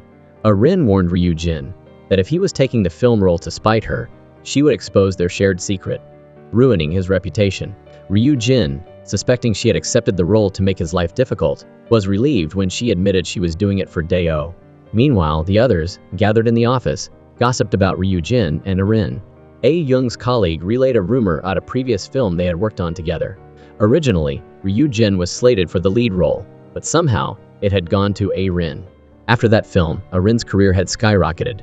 Her manager, hovering nearby, nervously dropped a glass, interrupting their conversation. Worried they might reveal something damaging, A-jung helped clean up the shards, her mind replaying the conversation she'd overheard while sleeping. Ryu-jin telling Dae-oh to stop pursuing her. It suddenly dawned on her that Dae-oh's confession at the party hadn't been a joke after all. The meeting resumed, and after a long, sleepless night, it finally concluded. As everyone prepared to leave, Arin invited Dae-oh to breakfast, but he declined, wanting to take A-jung home. Ryu-jin immediately jumped in, offering her a ride instead. To avoid any awkwardness, A-jung declared she would take the bus. Arin then offered to drive her, an offer A-jung finally accepted. Meanwhile, Dong-chan dreamt of a childhood memory. Hiding in a closet, he had witnessed his mother collapsing in a pool of blood, his father standing nearby. Convinced his father was responsible for her death, he had maintained his distance ever since. It hinted at a tragic misunderstanding between them. Dong-chan awoke and prepared for school, passing his father in silence. He refused his allowance, further widening the gap between them. CEO Ko, desperate to connect with his son, pleaded, "Why do you hate me so much?" Dong-chan didn't answer, instead posing a series of heart-wrenching questions. What did my mother look like? Why can't I remember her? Why did she die? CEO Ko remained silent. Dong-chan bowed his head and left, the chasm between them still unbridged. His secretary interrupted with disturbing news. 4 bodies with neck tattoos, possibly connected to CEO Ko, had been found at sea. Alarmed, he ordered his secretary to keep a close watch on Dong-chan, ensuring his safety. Yeon-woo's mother, not only a talent agency director, but also the head of the school where he worked, visited him. She inquired about the woman he had left the party with, asking if she was his girlfriend, and expressing a desire to meet her. Yeon-woo declined, hinting at a reason he couldn't reveal her identity. Disappointed but resigned, Yeon-woo's mother urged him to consider a previously arranged date with a wealthy heiress. Yeon-woo refused, his heart already taken. Meanwhile, Dae-oh pondered Ryu-jin's words. Waking up at home, his gaze fell upon a college photo on his refrigerator. He noticed Ryu-jin's gaze, fixed on A-jung in the picture, and a suspicion began to form. He immediately went to confront Ryu-jin, demanding the truth. Ryu-jin confessed his long-standing feelings for A-jung, predating Dae-oh's arrival on the scene. Dae-oh was heartbroken, not only by the revelation but also by the realization that they were now rivals for the same woman. His mind flashed back to college. Unaware of Ryu Jin's feelings, he had asked him to deliver a drink with a confession written on it to A Jung, his 10th attempt to win her over. She had neither accepted nor rejected his previous advances. Ryu Jin had met A Jung at the library, handing her the drink while Dae-oh watched from afar. Suddenly, Ryu Jin had blurted out, "I like you. I miss you, even when I'm standing right in front of you." Both A Jung and Dae-oh were stunned, but Ryu Jin quickly recovered, claiming he was simply relaying Dae-oh's message. Both of them had been relieved, while Ryu Jin, heartbroken, regretted his lack of courage. Devastated by the truth, Dae-oh sought solace in alcohol. Arin's manager, alerted to his state, called Arin, who, having deliberately found flaws in the script as an excuse to contact Dae-oh, had orchestrated the call. They found him drunk and helped him home. On the way, they encountered A Jung talking to Yeon Woo. Yeon Woo revealed to A Jung that Han Ni was searching for her biological father. He was no longer a candidate, having admitted he wasn't her dad. A Jung, unaware of Han Ni's yearning for a father figure, believed she had adequately filled that void. Yeon Woo challenged her assumption, explaining that children are naturally curious about their origins. 14 years ago, he was too young, unable to do anything for A Jung, but watch her with someone else. Now, older and more confident, he believed he could provide happiness for both A Jung and Han Ni. Their conversation was interrupted by the arrival of Arin and her manager. Struggling to support a stumbling Dae-oh, they rushed to help. Overhearing Arin talking to A Jung, Dae-oh suddenly snapped awake. He confronted A Jung, demanding to know whether she would choose him or Ryu Jin. A Jung, flustered, didn't know how to respond. Yeon Woo, standing beside her, pushed Dae-oh away. Realizing Yeon Woo also had feelings for A Jung, Dae-oh pressed further, demanding to know who she would choose among the three of them. Arin, oblivious to the romantic entanglement, watched in confusion. A Jung, equally flustered, tried to prevent Arin from realizing the truth. Suddenly, Dae-oh shouted his love for A Jung, shocking everyone. Arin was devastated, realizing the man she loved was in love with someone else. To defuse the situation, Yeon Woo instructed Arin and her manager to take Dae-oh home. Following A Jung's directions, they finally got Dae-oh back to his apartment. Arin recalled a memory from 2005. As a high school student, she had confessed her feelings to Dae-oh, her tutor at the time. "I love you," she had declared, but Dae-oh, unfazed, had dismissed it as a childish crush. Despite Arin's beauty, in Dae-oh's eyes, there was only A Jung. Then and now, she was the only one for him. Waking up the next morning with a hangover, Dae-oh cringed at the memory of the previous night's embarrassing display. He dreaded facing A Jung. Turning on the TV, he found himself watching a nature documentary. The narrator described the chaotic mating rituals of certain birds, where males compete fiercely until a single victor emerges. However, sometimes factors beyond simply winning a fight, such as the male's ability to protect the offspring, played a crucial role. The phrase, "male instinct," caught Dae-oh's attention. He felt compelled to demonstrate his own. Meanwhile, A Jung's mother visited her sister at the bar, urging her to convince A Jung to open her heart to a new relationship, lest she remain alone forever. 14 years is a long time, A Jung's mother lamented. She's become like a parched plant, needing water or she'll wither away. Her sister added, and for photosynthesis, someone needs to bring the sunlight to the plant. It can't move itself. A Jung's mother had an epiphany. She needed to encourage the men in A Jung's life to be more proactive. Her first target was Yeon Woo. While he was changing a light bulb, she suggested a nearby garden, a popular dating spot, hinting he should visit. Yeon Woo, though puzzled, agreed. Meanwhile, Dong Chan brought Han Ni to his house. Unable to find his father, he wandered into his office, discovering a hidden compartment. Inside, he found a photo of a woman holding him as a baby. The woman bore a striking resemblance to A Jung. Just then, Han Ni entered, and Dong Chan quickly hid the photo and left the room. He offered Han Ni his allowance for a DNA test, wondering if her father could also be his. At the same time, Dong Chan's father visited a temple, offering prayers for his deceased wife, and wrestling with the decision of whether to tell Dong Chan about his mother. As he left, a mysterious figure slipped him a photo of A Jung, claiming she looked remarkably like Dong Chan's mother. CEO Ko gave chase, pursuing a suspicious man, but it was a decoy. Another man appeared, and CEO Ko knew he was the right one. A fight ensued. The mysterious man revealed a vendetta against CEO Ko for the death of his boss, vowing to disrupt his peace and threaten those close to him, including A Jung, if he continued to hide. CEO Ko fought back until his secretary arrived. Allowing the man to escape, he immediately ordered his secretary to locate A Jung and ensure her safety. Elsewhere, Ryu Jin prepared to meet Han Yi, a gift in hand. Suddenly, a text from Dae-oh arrived, declaring his intention to confess his feelings to A Jung again that day, vowing never to give up and forbidding anyone from taking her away from him. Ryu Jin immediately called A Jung, but her phone was dead. He frantically asked her colleagues. Learning she had gone with Dae-oh to a film location on an island, panic set in. He grabbed his car keys and raced off, determined to find her, convinced he'd regret it forever if he didn't. At the same time, Yeon-woo arrived at A Jung's office, also searching for her. Learning of her whereabouts, he too rushed off to the island. The three men converged at the ferry terminal. Yeon-woo, sensing a shared goal, proposed they form a temporary alliance. On the boat, both he and Ryu Jin succumbed to seasickness.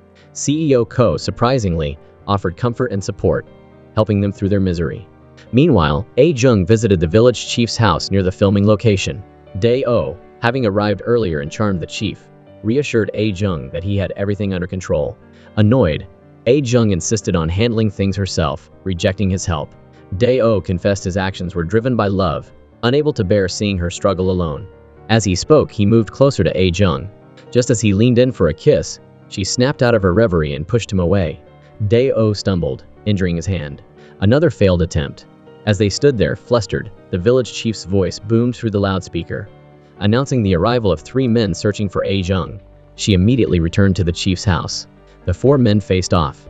Ryu Jin pushed Dae-oh aside and approached A Jung, concerned. Yeon-woo suggested taking her back to Seoul, worried for her safety. CEO Ko chimed in, asserting he was the best person to escort her.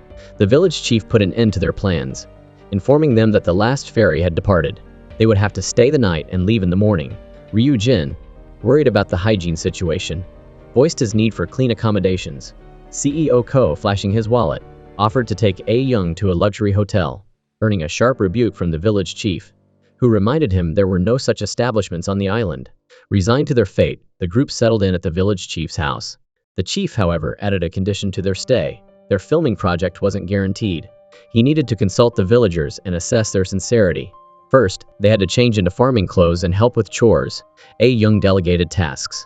CEO Ko was assigned food preparation, Yeon-woo fire starting, Dae-oh the arduous task of chopping wood, and Ryu Jin grocery shopping at the village chief's daughter's store. As she was a huge fan, everyone got to work. Dae-oh struggled with the wood, clearly out of his element. Yeon-woo, impatient for firewood, stepped in to help, warning Dae-oh to stay away from A Jung, predicting he would only hurt her again. Meanwhile, CEO Ko expertly filleted and portioned a fish with impressive knife skills. Much to the village chief's wife's amazement, A Jung and Ryu Jin went shopping. The starstruck store owner, a devoted fan of Ryu Jin, promised free delivery. They returned empty-handed, reminiscing about their college days. A Jung laughingly recalled rumors about her constantly following Ryu Jin, relieved that dating Dae-oh had put an end to them. Ryu Jin confessed his biggest regret was not stopping their relationship. A Jung, understanding his implication, gently but firmly stated their relationship should remain as it was, expressing gratitude for his protective presence in her life. As Ryu Jin prepared to confess his feelings, a passing truck drowned out his words. Before he could try again, Dae-oh arrived on a bicycle, riding between them. The three returned to the chief's house, Ryu Jin's confession thwarted. To their surprise, they found the villagers gathered for a celebration in honor of Ryu Jin's arrival. The village chief demanded a song, threatening to deny their filming permit otherwise. A Jung tried to decline, but Ryu Jin readily agreed, promising to do anything for the villagers' support and their filming permit. He put on a show, singing, posing for photos, and signing autographs, becoming an instant hit with the middle-aged crowd. Amidst the singing and dancing, A Jung grabbed a quick dinner. Yeon-woo brought her hot chocolate and some food. She thanked him for his constant kindness, apologizing for not being able to reciprocate. He then excused himself to join the dancing aunties.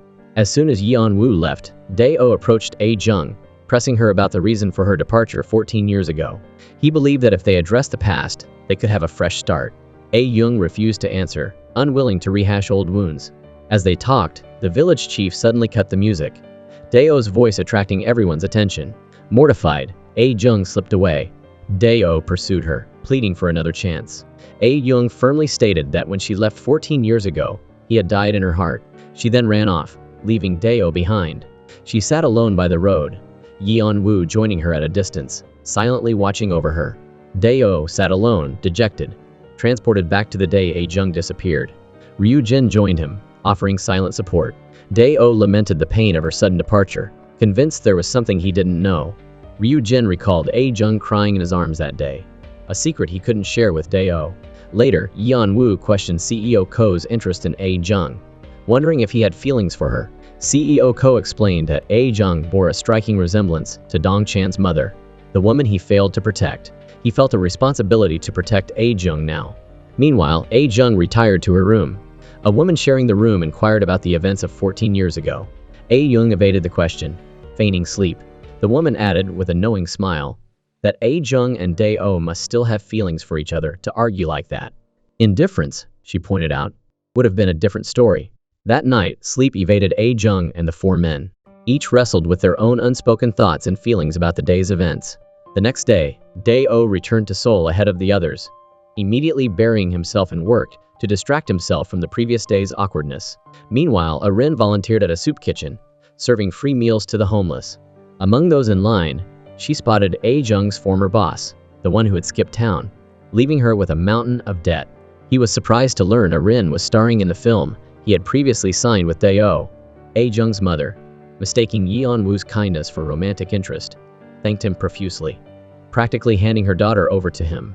Yeon Woo, unsure how to clarify the situation, excused himself. Back in Seoul, A-jung immediately returned to the office. She greeted Dae-oh, but he ignored her, focused on his work, a stark contrast to his usual enthusiastic demeanor. Her colleagues, noticing the tension, asked if they were fighting. Observing that Dae-oh looked heartbroken, A-jung dodged the question. While Dae-oh made coffee, A-jung approached him, bringing up the film negotiations with the village chief. Dae-oh admitted he was deliberately avoiding her, using work as a distraction. He feared that pursuing her would lead to another disappearance. He pleaded for another chance, promising to change. A-jung, visibly moved, felt her heart softening. Seeking advice, she went to her sister's bar, confessing her confused feelings. Dae-oh's words had rekindled something within her. Unsure what to do, she confided in her sister. Encouraged by her sister's advice, A-jung resolved to visit Dae-oh and clear the air. A-jung rang the doorbell, but it was Arin who opened the door. Arin informed her that Dae-oh wasn't home, suggesting she return later.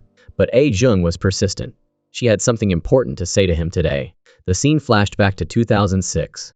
A-jung found Dae-oh at a cafe, engrossed in his studies, oblivious to her arrival. Even when she spoke, he responded curtly, his eyes glued to his computer screen. It was their 300th day anniversary. A-jung had a gift and a card for him, but he was too preoccupied to notice. While waiting, she spotted a book in his bag, assuming it was for her. As she picked it up, noticing a pink envelope tucked inside, Dae-oh snatched it back, scolding her for touching his belongings and accusing her of interrupting his train of thought. Hurt and angry, A-jung stormed out, leaving Dae-oh to his studies. Their relationship, initiated by Dae-oh's persistent pursuit, had become one-sided. When A-jung brought up marriage, Dae-oh dismissed it as a distant prospect, claiming he couldn't even support himself. A-jung felt a growing sense of disappointment. The final blow came one rainy night when she found Dae-oh embracing another woman. Heartbroken, she ended their relationship. Now, 14 years later, Dae-oh had returned, confessing his lingering feelings. A-jung was hesitant to trust him again, fearing she would once again be the one who loved more. Yet something felt different this time. She decided to give him another chance. Meanwhile, Dong Chan brought A-jung's favorite food to Han-ni's house, privately wondering if she could be his mother. Han-ni, however, was preoccupied with obtaining a hair sample from Ryu Jin for a DNA test. She had a hunch that her mother's company might hold clues to his address. Together, they went to A-jung's office, where they unexpectedly ran into Dae-oh. Dae-oh took Han-ni out for a meal and a private chat. He teased her about having the same fiery, independent personality as her mother. He proudly revealed that he and A-jung were college classmates, sparking Han-ni's curiosity about their relationship. She bluntly asked about her mother's past relationships, leaving Dae-oh flustered, unable to admit he was one of them. Back at his apartment, Arin was waiting. Feigning confusion about the script, she suggested they review it together over some pig's feet she'd brought. Dae-oh expressed discomfort with the idea, pointing out the impropriety of a man and a woman alone in an apartment at night. Arin countered that her busy schedule limited her availability, and as a celebrity, public meetings were difficult. Dae-oh, understanding her predicament, relented. As they ate and talked, Arin confided her dislike of being called an angel by her fans. The label forced her to maintain a gentle facade, suppressing her true self, including her anger. She explained that while she wasn't inherently angelic, she strived to be kind, which some perceived as fake, causing her distress. As she spoke, she opened a beer bottle, accidentally spraying herself. In her panic, the bottle cap cut her hand, drawing blood. Dae-oh offered her his clothes and insisted she stay. Arin recalled a high school incident. She had aced a test, but her teacher, disbelieving a dummy like her could score 98%, accused her of cheating. Despite her protests, he refused to believe her. Furious, she burned her report card and lit a cigarette. Dae-oh, passing by, stamped out the fire and confiscated the cigarette. He examined the charred report card, noting the 98 and praised her achievement, encouraging her to show it to her mother. Arin burst into tears. Dae-oh was the only one who believed her, and his encouragement sparked her first feelings for him. Just as Arin changed into Dae-oh's clothes, A-jung arrived. Arin told her Dae-oh wasn't home, suggesting another visit, but A-jung insisted on seeing him today. Arin reluctantly let her in. A-jung, finding snacks on the table and Arin acting like the hostess, wearing Dae-oh's clothes, felt a pang of unease. Arin announced her intention to confess her feelings to Dae-oh that day. Surprised by Arin's forwardness after only a few encounters, A-jung questioned her. Arin claimed to have known Dae-oh for 14 years, then asked A-jung to leave them alone. Just then, Dae-oh returned from the pharmacy. Surprised to find A-jung there, Arin tried to usher A-jung out, claiming she had to leave. But A-jung countered that she wasn't busy and had something to discuss with Dae-oh, asking Arin to leave instead. Reluctantly, Arin departed, Dae-oh having agreed she should rest. As soon as she left, Dae-oh insisted he and Arin were only discussing work. A-jung, however, was reminded of the day she found him with another woman. Dae-oh denied ever being with anyone else, but A-jung didn't believe him. She recounted seeing him with a woman wearing his clothes, kissing. She confessed that she had something important to tell him that day, but had run away after witnessing the scene. Dae-oh pressed her about this important untold message. A-jung hesitated, then decided it no longer mattered.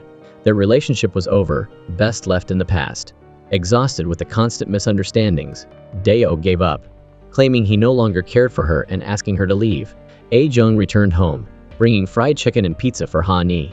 She embraced her daughter tightly, declaring that holding her was all that mattered. A-jung suddenly realized she'd forgotten to buy soda. It was late, and her daughter, Ha-ni, told her it was okay. She didn't need to go out alone at night, but A-jung was insistent. She told Ha-ni to go on home ahead, and then set off by herself, walking slowly down the dark street. As she stumbled, nearly falling, Ryu-jin, who had been walking behind her, rushed forward to catch her. Leaning on him, A-jung confessed that for 14 years she'd carried a heavy burden in her heart, a weight that had finally lifted. She'd decided to live for herself, to let go of the past sadness and focus on her mother and daughter. Watching her, Ryu-jin's heart ached. 14 years ago, and even now, he was witnessing the woman he loved hurting because of someone else. While A-jung wrestled with her emotions, her daughter Ha-ni was on her own mission, trying to find her father. One day, while cleaning, A-jung's mother discovered a notebook in Ha-ni's bag. Inside, scrawled in a child's handwriting, was the name Ryu-jin, identified as her father. Worried, A-jung's mother found Ha-ni and gently asked why she thought Ryu-jin was her dad. Tears welled up in Ha-ni's eyes as she explained she'd been investigating and discovered the truth. She also declared Ryu-jin a bad person for abandoning her and her mother. A-jung's mother, heartbroken for her granddaughter, pulled the little girl into a comforting hug. Meanwhile, Ryu-jin was facing his troubles with his management company. To star in this film, he'd sacrificed a lot, including potentially breaching his contract with the agency. A-jung, learning of this, went to see him, worried that she was the cause of his predicament. Ryu-jin reassured her, telling her not to worry, to focus on the film, and that he would handle everything. The real reason behind his conflict with the agency, however, was the CEO's suspicion that he had a child outside of marriage. She had hired someone to follow him, and they'd observed Ryu-jin's recent meetings with Ha-ni, including him buying her gifts. The CEO was convinced Ha-ni was his daughter. As Ha-ni walked her dog one day, she tossed her empty juice box into a trash can. Unseen, a figure lurking nearby quickly retrieved it. This was the private investigator hired by the CEO, and the discarded juice box was the DNA evidence he needed. The CEO, furious, fired Ryu-jin's manager for hiding his schedule from her. Disgusted by her actions, and unwilling to let those around him suffer the consequences, Ryu Jin unilaterally terminated his contract. More than that, he was tired of being controlled by his CEO for over a decade. He dedicated himself to his career, but at the cost of his own life, his desires. Meanwhile, Dae-oh and Arin were having lunch. Arin asked him what A-jung had wanted earlier. She'd arrived urgently, claiming it was something important she had to tell him.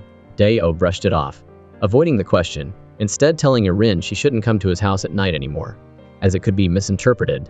Arin pressed him, asking if he was distancing himself from her because of A-jung. Dae-oh didn't answer, his silence a tacit confirmation. Arin, humiliated and furious, accused him of acting as if he and A-jung had some special relationship. But Dae-oh remained silent, offering no rebuttal. Feeling utterly embarrassed, Arin stormed off. At the same time, Dong Chan was starting to avoid Han Yi. He believed A-jung was his mother, which would make him and Han Yi siblings. While outside, he ran into A-jung. Seeing him, A-jung approached with a warm smile, ruffling his hair and straightening his shirt. Dong Chan, starved for affection, mistook her kindness as maternal. Like a gentle rain nourishing a withered plant, he felt a surge of hope, believing this was proof she was his mom. A-jung then excused herself, needing to attend a parent-teacher meeting, leaving Dong Chan and Han Yi alone. Later, Dong Chan returned home and asked his father's secretary who his mother was. The secretary admitted he didn't know, then reported the incident to CEO Ko. CEO Ko recalled the last words. Dong Chan's mother spoke to him before she passed away. "My son, please take care of him." He then walked over to a wardrobe, opened it, and picked up a young child hiding inside. The implication was clear. Dong Chan wasn't CEO Ko's biological son. He was raising him for someone else. Elsewhere, Yeon Woo's mother discovered her son was living with A-jung, a revelation that sent her into a fit of rage, landing her in the hospital. She mistakenly believed he was living with his girlfriend, and that Han Yi was their daughter. Yeon Woo explained that Han Yi wasn't his child, but that he was willing to raise her and be her father. His mother, incredulous, asked if he was crazy. Why would he accept responsibility for a child who wasn't his? Yeon Woo didn't respond, knowing only he truly understood his own heart. Dae-oh was parking near A-jung's neighborhood when he saw Han Yi heading towards a bar. He quickly followed, warning her that children weren't allowed in such places. Han Yi explained the owner was a close friend of her mother's, so there was no need to worry. She then playfully scolded Dae-oh for his earlier teasing, which had caused a rift between her and Dong Chan. Dong Chan was her only friend, she insisted, and she didn't want to lose their precious friendship. Han Yi also lamented about her absent father, certain he was a terrible person for abandoning her and her mother. If she ever found him, she declared, she'd demand a huge sum of money as compensation for her mother's struggles and Dong Chan's kindness. Dae-oh asked if her father was deceased. Han Yi firmly stated he was still alive, which was why she was determined to find him. Hearing this, something clicked for Dae-oh. He recalled the conflicting statements from A-jung and her colleague. It seemed A-jung was hiding something. Could Han Yi be his daughter? The thought jolted him. He immediately drove to A-jung's house to confront her. Meanwhile, Ryu Jin also arrived at A-jung's. As he found her at the front door, about to speak, A-jung's mother rushed out, throwing a bag of trash at Ryu Jin, berating him as a terrible person. Both Ryu Jin and A-jung's mother were under the mistaken impression that he was Han Yi's father, leading to this chaotic confrontation. Ryu Jin, kneeling, apologized profusely to A-jung and her mother, confessing to a wrongdoing on a rainy night years ago. A-jung, realizing his misunderstanding, quickly clarified that he wasn't the father.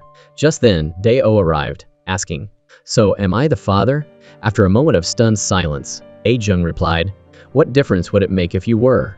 A-jung's mother, now understanding Dae-oh was Han Yi's father, furiously hurled the trash bag at him. A-jung yelled for everyone to stop, insisting that Han Yi's paternity changed nothing. She sternly warned them not to reveal anything to Han Yi. She also demanded that Dae-oh stay away from her. Then she ran inside, locking herself in her room, tears streaming down her face. A-jung's mother, heartbroken, pounded on the door, lamenting her daughter's stubbornness, her insistence on bearing everything alone when she could have leaned on her. 14 years earlier, a distraught A-jung wrestled with the agonizing decision of whether to have an abortion. Her mother, noticing her daughter's dramatic weight loss, entered the room with a lovingly prepared breakfast. She reassured A-jung, telling her that children were a mother's greatest treasure and that she loved her no matter how thin she became. Overcome with guilt for causing her mother pain, A-jung quietly left. She headed towards the clinic, her heart heavy with uncertainty. Still unsure of what to do, she tried calling Dae-oh but couldn't reach him. A desperate text message also went unanswered.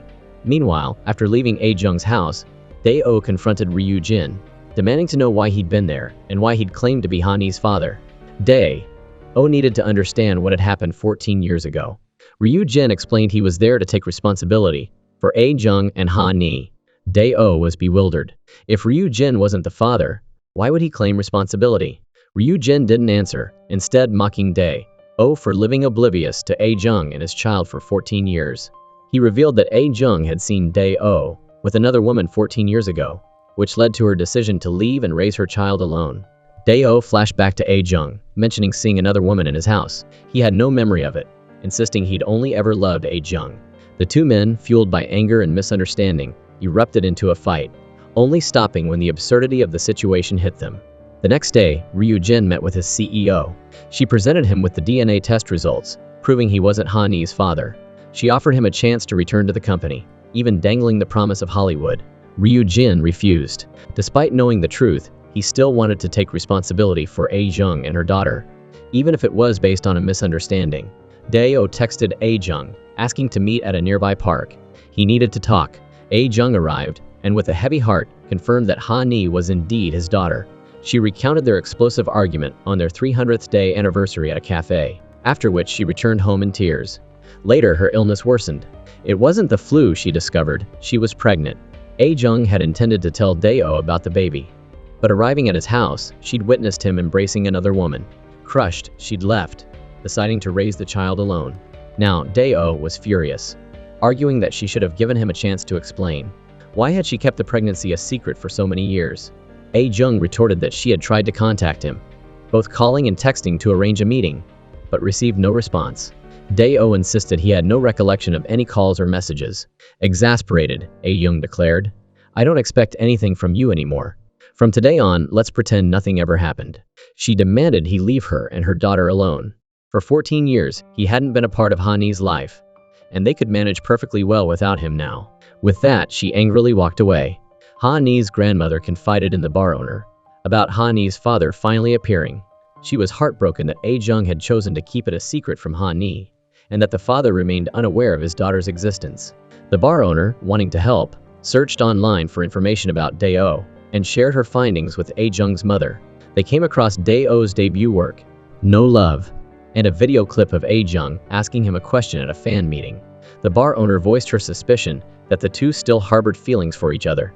Meanwhile, Dae-oh was driving to work. Stopped at a red light, he noticed a pregnant woman crossing the street. Despite the car behind him honking impatiently, he waited, allowing her to pass safely. He imagined the woman as A-jung, realizing the hardships she must have endured. A-jung sought out Ryu-jin, wanting to confirm whether she and Dae-oh had experienced a misunderstanding. Dae-oh claimed he hadn't received her calls or messages 14 years ago. Since Dae-oh didn't seem like he was lying, she needed confirmation from Ryu-jin, the only person with Dae-oh at the time. Reluctantly, Ryu-jin confessed he had deleted the message. Back in 2006, a heartbroken Dae-oh, unable to contact A-jung, had drowned his sorrows with Ryu-jin. He'd lamented that A-jung had promised never to leave him, yet she had. While Dae-oh was outside smoking, Ryu-jin had seen A-jung's missed call and text on Dae-oh's phone. Driven by his feelings for A-jung, he'd read the message and then deleted it, preventing their reconciliation. Ryu-jin, consumed by regret and misguided intentions, confessed his desire to be with A-jung, apologizing for the misunderstanding he'd caused. A-jung, however, firmly rejected him. She had always viewed him as a respected senior colleague, nothing more, and she was deeply disappointed by his actions. Their relationship, she stated, could never be the same. She left, leaving Ryu-jin to grapple with the consequences of his choices. Dae-oh went to Ha-nee's school, hoping to see her. Yeon-woo, spotting him, understood his intentions and warned him against suddenly appearing in Ha-nee's life, as it could cause her further pain. Dae-oh, taking Yeon-woo's words to heart, decided to leave. But seeing Ha-nee leaving school, he couldn't resist following her from a distance. He retrieved a drawing she'd discarded in a trash can, accompanied her into a convenience store, and walked her home, only leaving after he saw her safely inside. Turning to leave, however, he ran into A-jung's mother. Overwhelmed with emotion, Dae-oh apologized for his absence over the years. Expressing his deep longing to see his daughter, he confessed that thoughts of Ha-nee kept him awake at night. He desperately wanted to make amends, but feared causing her more pain. so he could only watch from afar. He then poured out his heart to A-Jung's mother, admitting his enduring love for A-Jung and the immense regret he felt for losing both her and their daughter. He acknowledged the hardships A-Jung had faced, wishing he could go back and fix his mistakes, but knowing it was too late. A-Jung's mother, however, remained skeptical, needing reassurance that his love for her daughter was genuine. She explained that A-Jung had grown up without a father, a void that had left a deep scar on both of them. She'd always feared A-Jung would repeat her own mistakes, giving everything in a relationship and receiving nothing in return. Learning about A-Jung's pregnancy had intensified those fears. Knowing her daughter might face the same struggles as a single mother, seeing those fears realized had broken her heart.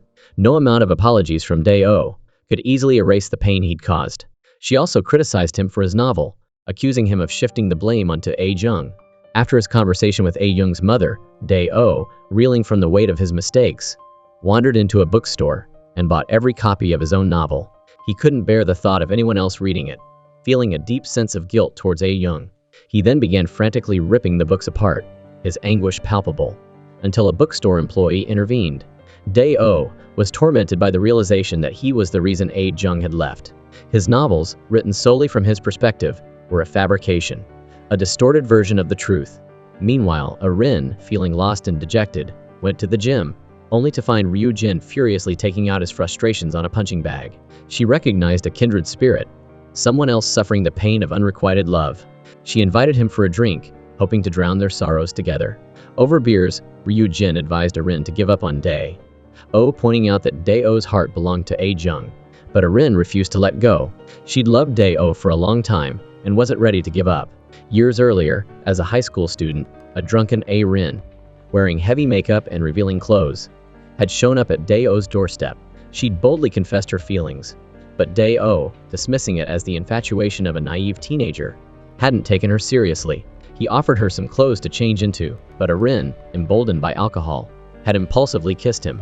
Dae-oh, shocked and angry, pushed her away, scolding her for coming to a man's house in such a state.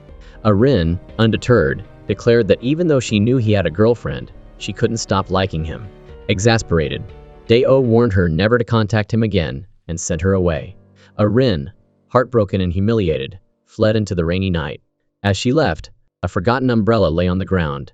It belonged to A-Jung, who, having witnessed the kiss, had misinterpreted the situation and left, unaware that it was a drunken impulse, not a betrayal. Later that evening, A-Jung returned home to find her mother slumped in a corner, surrounded by empty soju bottles. Her heart ached, knowing her mother was suffering because of her. A-Jung's mother, rising unsteadily, apologized to her daughter for not being able to provide her with a better life. She urged A-Jung to let go of the burden she'd been carrying, reminding her that she didn't have to endure it alone. "If you're tired," her mother said, "I'll carry it for you." That's what mothers do. Hearing these words, A-Jung finally broke down, her suppressed emotions pouring out. She confessed her fear of hurting Han-ni, her reluctance to reveal the truth. She no longer wanted to keep secrets from her daughter, but she didn't know how to begin. Having Han-ni was her choice, but living with this secret wasn't Han-ni's. A-Jung ached for her daughter, knowing she hadn't chosen this difficult path. Her mother reassured her, saying Han-ni would understand, just as A-Jung had understood her own mother's struggles.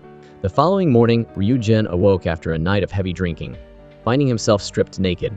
Panicked and confused, he wondered what had happened. Arin entered, explaining that he'd been so drunk, he'd vomited on himself, forcing her to remove his clothes. Suddenly, a memory from 14 years ago flashed into Ryu Jin's mind. When A-Jung had come to him for comfort, he'd been similarly drunk and sick.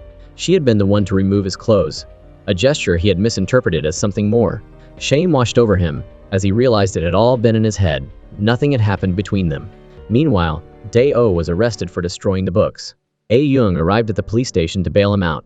Dae-oh explained that he had no memory of her final text message. He genuinely might not have received it, or perhaps he deleted it while drunk.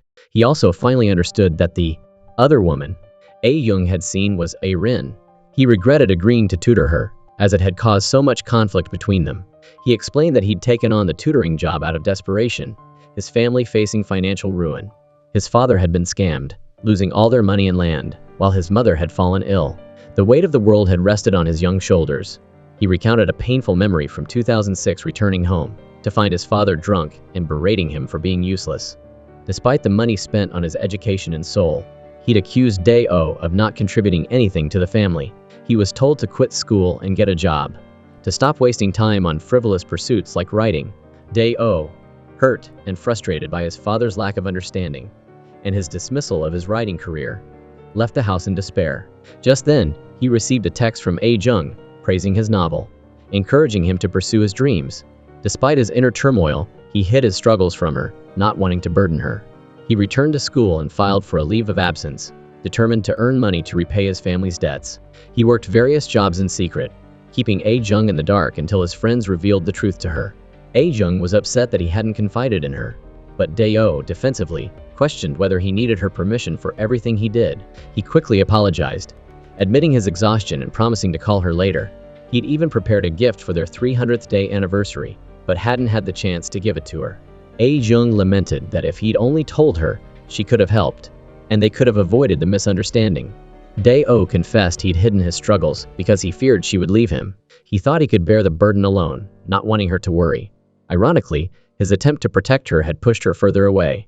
Finally, Dae-oh apologized for making her feel lonely in their relationship. His misplaced confidence in her unwavering love had prevented him from expressing his true feelings. He wept, begging for another chance, but A-jung insisted it was over. While she held no resentment, their shared history was too painful to overcome. They needed to move on, to avoid further hurt. Her priority now was Ha-ni. Tearfully, she left. But just as she stepped outside, she received a frantic call from a colleague. News had broken that Ha-ni was Ryu-jin's illegitimate child. A-jung rushed to her daughter's school to address the situation. Meanwhile, Dae-oh, Ryu-jin, and Ha-ni herself had also learned about the circulating rumors. Dae-oh raced after A-jung, leaving Ryu-jin to face the throng of reporters outside the school. Meanwhile, Ha-ni, furious and hurt, stormed out, determined to find her supposed father. As she reached the school gates, A-jung arrived. Ha-ni, her voice trembling with anger, demanded to know why her mother had hidden Ryu-jin's identity from her. She accused Ryu-jin of being irresponsible, of not being there to protect her from this scandal. A-jung tried to explain that Ryu-jin wasn't her father, but Ha-ni refused to believe her, even suggesting she shouldn't have been born. Overwhelmed, she ran off. Dae-oh, on his way to school, encountered a distraught Ha-ni. He tried to comfort her with jokes and playful banter, but Ha-ni, pushing him away, insisted she was too old for such childish games. She told him she didn't blame her mother, knowing she had suffered greatly for her. Her anger was directed at her absent father, who refused to take responsibility. Dae-oh, his heart aching, wanted to tell Ha-ni he was her father, but the words caught in his throat. Ha-ni sought refuge at the bar owned by A-jung's friend, hoping to escape the turmoil. Dae-oh followed, watching from a distance. The bar owner explained to him that Ha-ni often came there when she was upset. Despite the love from her mother and grandmother, the absence of a father had left a void in her heart. Meanwhile, Ryu-jin grappled with the fallout from the rumors. His manager urged him to publicly deny paternity to salvage his reputation, but Ryu-jin refused, consumed by guilt for the pain he'd caused A-jung and Ha-ni. Just then, A-jung arrived, angrily confronting Ryu-jin. She mistakenly believed he had leaked the information, accusing him of hurting Ha-ni. Ryu-jin, instead of explaining, simply apologized for causing them pain. He then sought out the CEO who had published the article, pleading with her to retract it. But she refused, driven by bitterness over his departure from the company, wanting to see him ruined. As A-jung searched for Ha-ni, she recalled the time she'd considered an abortion. Looking at the journal she'd written for her unborn child, she'd resolved to have the baby, vowing to protect her no matter what. But now, she felt like she was failing Ha-ni, causing her more pain than ever. Yeon-woo, deeply concerned for A-jung, went to his mother, begging her to remove the article. He even knelt before her, promising to move back home and obey her every wish if she helped. His mother, enraged, questioned why he was so infatuated with a single mother. Yeon-woo insisted he didn't care about A-jung's child. He genuinely cared for her and couldn't bear to see her suffer. He recalled a time in high school when he'd been a promising basketball player. A devastating injury had shattered his dreams, leaving him despondent. Only A-jung had offered comfort, visiting him in the hospital with food and encouragement. She'd urged him to keep living, reminding him that there were other paths he could take. But Yeon-woo, consumed by despair, had lost all motivation, believing basketball was the only thing he was good at. A-jung, frustrated, had told him to think long and hard about his future, and then left. Her words had resonated deeply, inspiring him to pursue a career in physical education. remembering her comment that his optimistic nature would make him a great teacher. He credited A-Young with his current success and felt an immense sense of gratitude towards her. After leaving his mother, Yeon-woo ran into A-rin.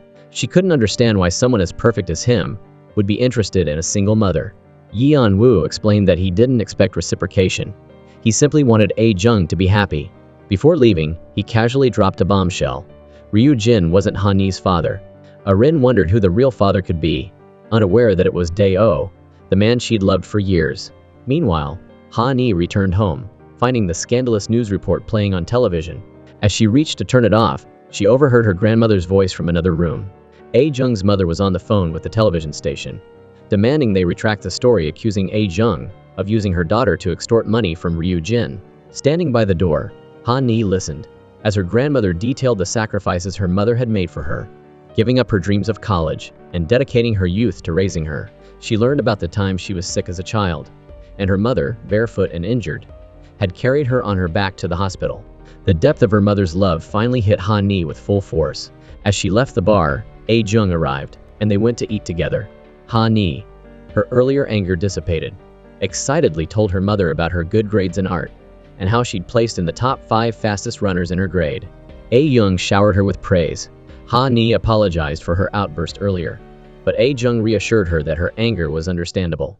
Seeing Ha-nee's maturity only intensified A-Jung's guilt, but Ha-nee insisted that A-Jung was a good mother and that the blame rested solely with her father. She produced A-Jung's old phone and a notebook filled with information about Ryu-jin, revealing she'd been investigating him. But now, she declared, she was done searching. She would hate him forever. A-Jung, flustered, felt a pang of guilt towards Ryu-jin for the misunderstanding. That night, she received a text from Ryu-jin, apologizing for dragging her and Ha-nee into the mess. A-Jung recognized his inherent goodness, his willingness to protect her despite everything. She decided it was time to clear the air. She called a meeting with Ryu-jin, Dae-oh, and CEO Ko to strategize. They agreed to start with the source of the article, the journalist who had published it. Ryu-jin revealed he knew the journalist, a notorious gossip monger who prioritized sensationalism and ad revenue over facts. CEO Ko confidently stated he could handle the situation. He and his team promptly threatened the journalist's advertising partners, urging them to sever ties. The journalist, bombarded with cancellation calls, assumed it was the CEO's doing, fueling his anger. Then, A-Jung, cleverly using the former CEO, who had previously scammed her, arranged for him to pose as a potential advertiser. The journalist, falling for the ruse, invited him to a celebratory dinner to discuss the deal. Over drinks, the inebriated journalist spilled everything, revealing his collaboration with the CEO to fabricate the story and smear Ryu-jin's reputation. The entire confession was recorded. Armed with this evidence, Dae-oh confronted the journalist, who, fearing the consequences, quickly published a new article exposing the CEO's scheme to destroy Ryu-jin's career. Ryu-jin then held a press conference, setting the record straight and denying the rumors of an illegitimate child. The news reached Ha-nee's school, where classmates teased her for her imagined connection to the famous actor.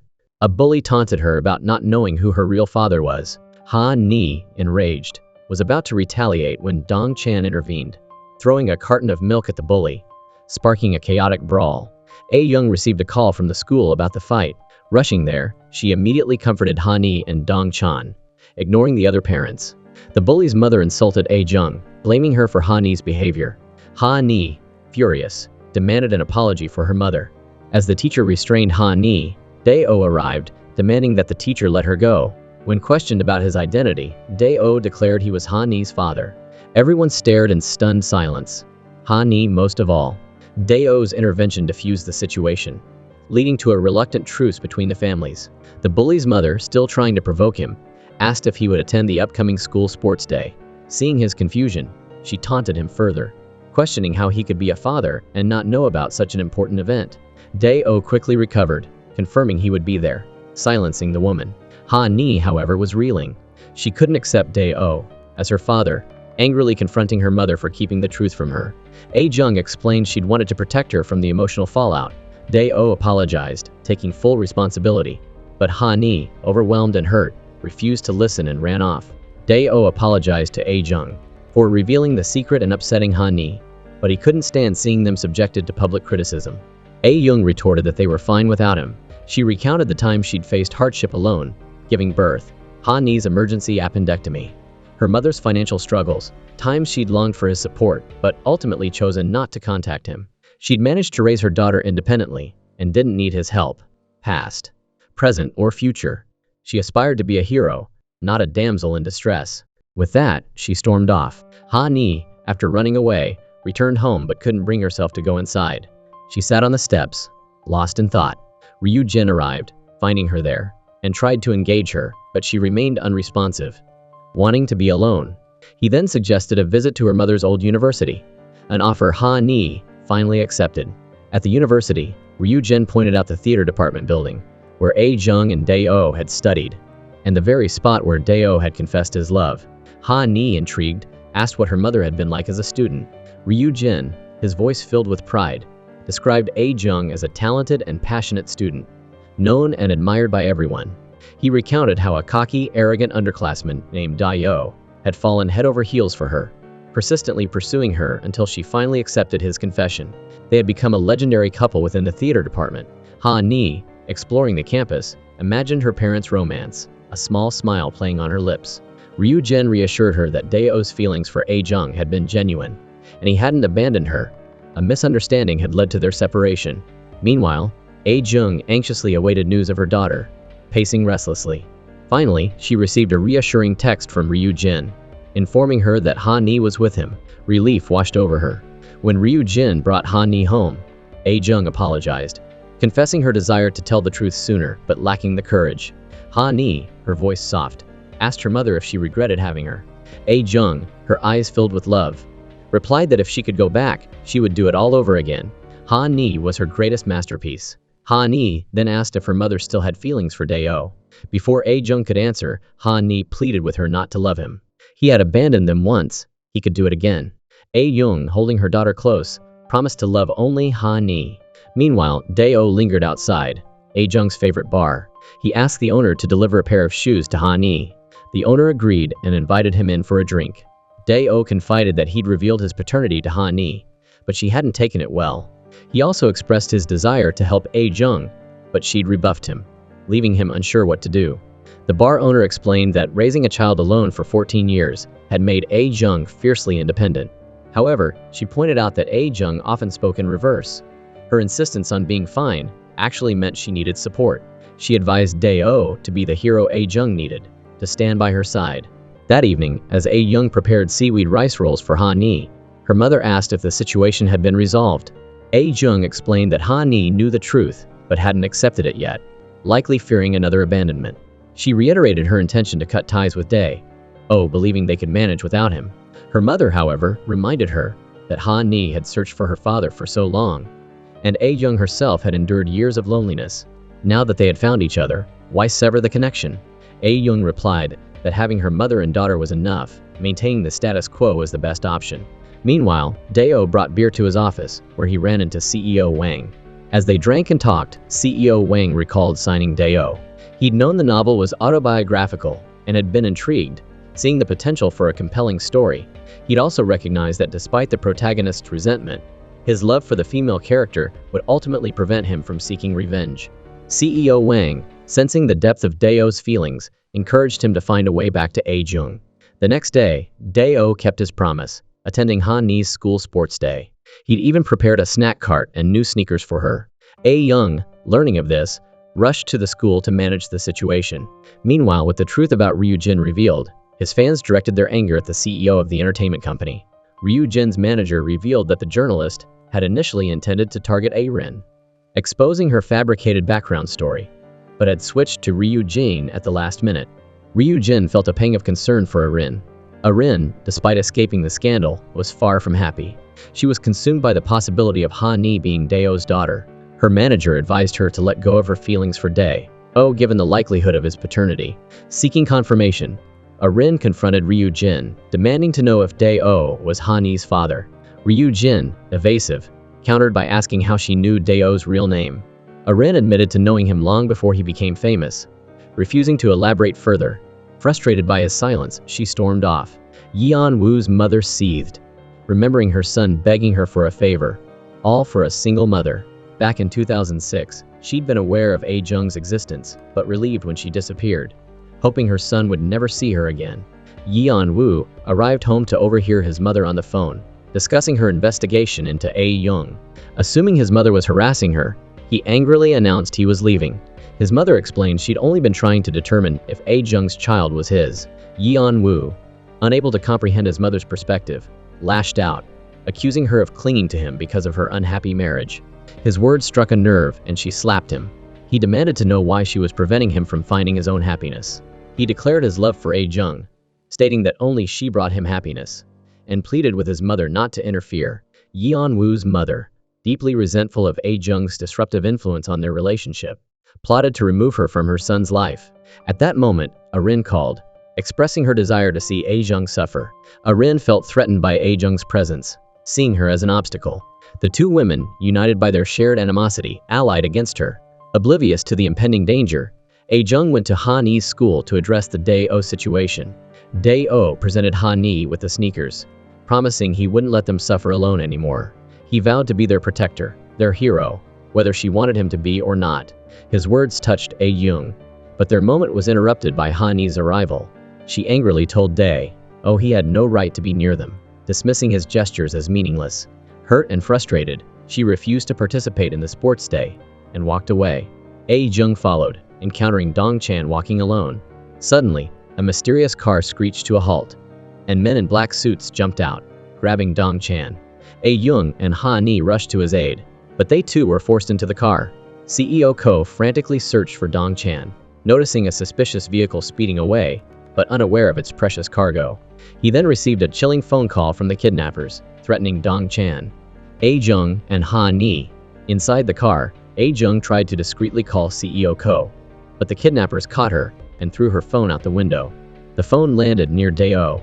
Recognizing it as A-Jung's, he spotted the suspicious car and gave chase. CEO Ko also arrived, sensing something was terribly wrong.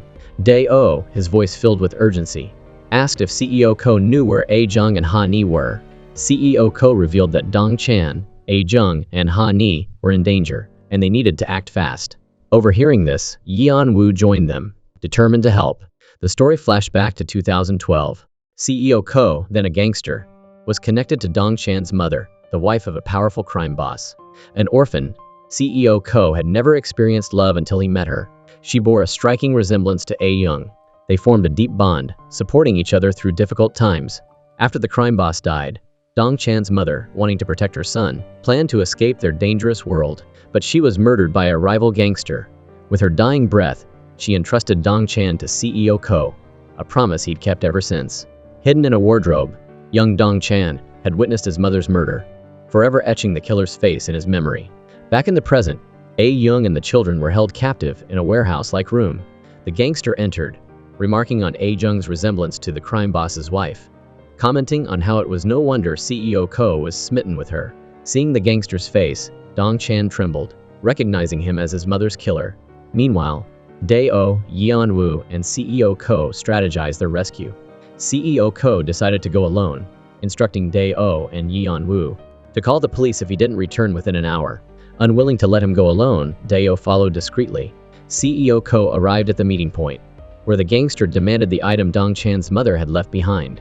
CEO Ko, initially puzzled, suddenly remembered a lighter she'd given him. Inside, he found a hidden memory card. He handed it over, but the gangster, reneging on their deal, tried to take Dong-chan and kill CEO Ko, revealing he was responsible for both Dong-chan's mother's and the crime boss's deaths. He seized Dong-chan, ordering his men to attack CEO Ko. Watching this unfold, Dong-chan's traumatic memories resurfaced. He recognized the gangster as his mother's killer. He remembered CEO Ko rescuing him, carrying him to safety despite being shot in the leg by pursuing gangsters. Overwhelmed by gratitude and love, Dong-chan cried out, "Dad!" Taking advantage of a momentary distraction, CEO Ko slipped his phone into Dong-chan's pocket, hoping it could be used to track them. He was then brutally beaten unconscious. The gangsters took Dong-chan, leaving A-Jung, Ha-Nee, and the unconscious CEO Ko locked inside. Before leaving, they set fire to the warehouse, using the lighter as an ignition source in a microwave, staging it as an accident. Meanwhile, Arin fumed, consumed by jealousy. A-Young was the constant obstacle between her and Dae-oh, and she was determined to wedge herself between them. She recalled a time in high school when, after a night of heavy drinking, she'd called Dae-oh for a ride. He'd kindly picked her up, even buying her medicine. He'd then told her he was leaving for a while and that she shouldn't contact him. Rin, pressing for an explanation, asked if it was because of Jung. Dae-oh's silence confirmed her suspicions. Heartbroken, she'd vowed to become a successful woman worthy of his love. Now, despite her fame and accomplishments, she still couldn't win Dae-oh's heart. Consumed by resentment, Rin decided to skip her film interview and withdraw from Dae-oh's film. No love. Ryu-jin intercepted her, urging her not to sabotage the project out of spite. Rin retorted, her voice laced with bitterness. Why should I care about Jung and Dae-oh's dreams? Does anyone care about mine? She stormed off. At that moment, Dae-oh arrived, hearing cries for help from the basement. He raced downstairs, frantically calling out for Jung and Ha-ni, desperately trying to break down the locked door. Finally, he succeeded, pulling them from the burning building. CEO Ko, regaining consciousness, immediately left to search for Dong-chan. Ha-ni realized she'd left her keychain behind and ran back inside to retrieve it. Dae-oh, fearing for her safety, followed. Just as she grabbed the keychain, the microwave exploded. Dae-oh shielded her with his body. Thanks to his protection, Ha-ni suffered only minor injuries.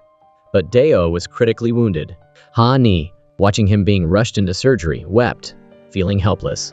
When she awoke, she went to her unconscious mother's bedside, tearfully expressing her gratitude for Dae-oh's sacrifice. She'd mistakenly believed he disliked her, but his actions proved otherwise. He wouldn't have risked his life if he truly hated her. Jung awoke, embracing her daughter, relieved she was safe but heartbroken over Dae-oh's condition. She went to his bedside, berating him for his reckless act. His selfless act finally convinced her of his sincerity, his enduring love for them. Meanwhile, Ha-ni and Yeon-woo went to the convenience store to buy snacks for her mother. Yeon-woo asked why she was buying so much. Ha-ni replied that she also wanted to buy some for Dae-oh, the man who had risked his life to save her. Yeon-woo reassured her, explaining that Dae-oh loved her deeply and, as her father, would naturally do anything to protect her. It was a father's duty, not her fault. Meanwhile, CEO Ko, using the tracking information from his phone, located Dong-chan. He fought off the gangsters single-handedly, rescuing the boy just as he collapsed. His men arrived just in time, rushing them both to the hospital. When Dong-chan awoke, seeing his injured father, he tearfully questioned why he would sacrifice so much for him. Knowing he wasn't his biological son, CEO Ko simply smiled, his love for Dong-chan evident. In the hospital, patients gossiped about Jung and CEO Ko's supposed gangster connections.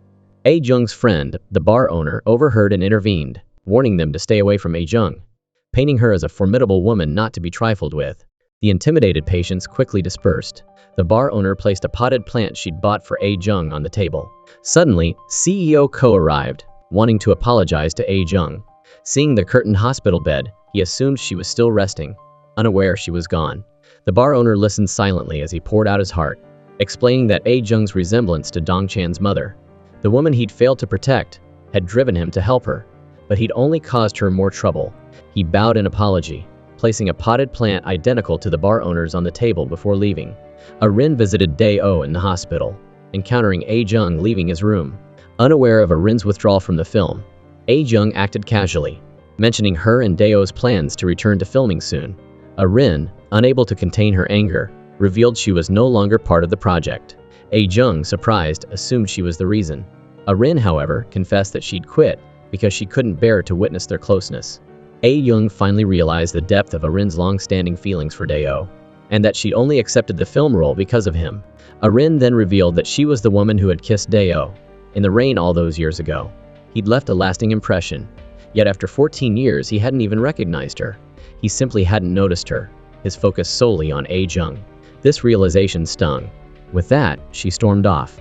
Jung, stunned, finally understood that Dae-oh hadn't betrayed her. It had all been a misunderstanding. As Rin walked down the hospital corridor, she ran into Ryu-jin, who was also leaving Jung's room. He mentioned hearing about the woman Dae-oh and Jung had argued about, wondering if it was her. Rin confirmed it, hurt that even an outsider like Ryu-jin remembered her while Dae-oh didn't. She confessed to fabricating her background to become the Asian Angel, hoping to surpass Jung and win Dae-oh's attention. But she hadn't stood a chance. He'd never even looked her way. Rin revealed she'd known and liked Dae-oh before Jung, but Jung had confessed first, winning his heart. Overcome with emotion, she burst into tears. Ryu Jin, empathizing deeply, saw his own reflection in her unrequited love for A-jung. He offered a comforting pat on the shoulder, a gesture that also seemed to console himself. Meanwhile, A-jung, realizing her mistake, rushed to Daeo's side. He remained unconscious. She opened her phone, finding a voicemail from him sent during her abduction. His voice, filled with worry, expressed his concern for her safety and his deep regret for past hurts. He spoke of a rewritten 300th day anniversary, where he would confess his love and share his struggles with her, leaning on her for support instead of shouldering the burden alone. He envisioned a future where they would raise their daughter together, a happy family. Tears streamed down A-jung's face as she listened. She longed for him to wake up, to fulfill their unfinished dreams. She didn't want to be alone anymore. She needed him, and so did Ha-ni. She sobbed, fearing he might never awaken. Suddenly, Daeo stirred, removing his oxygen mask and asking if what she'd said was true. Overjoyed, A-jung confirmed his hopes. A goofy grin spread across his face. He pulled her closer, saying he had something to tell her. As she leaned in, he kissed her. Just then, A-jung's mother and others arrived. Flustered, A-jung quickly pulled away, pretending nothing had happened. Seeing Daeo's flushed face, his mother-in-law assumed he had a fever, anxiously questioning the doctor.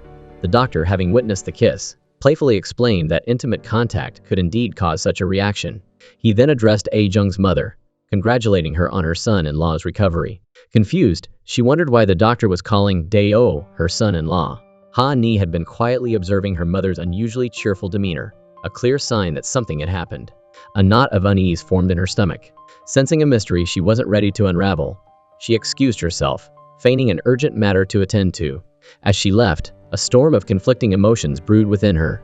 She couldn't quite put her finger on it, but her mother's happiness seemed to trigger an unexpected wave of discomfort. Meanwhile, Yeon-woo found Ha-ni and offered comfort, only to be interrupted by the arrival of his own mother. She rushed to him, engulfing him in a relieved embrace once she confirmed he was unharmed.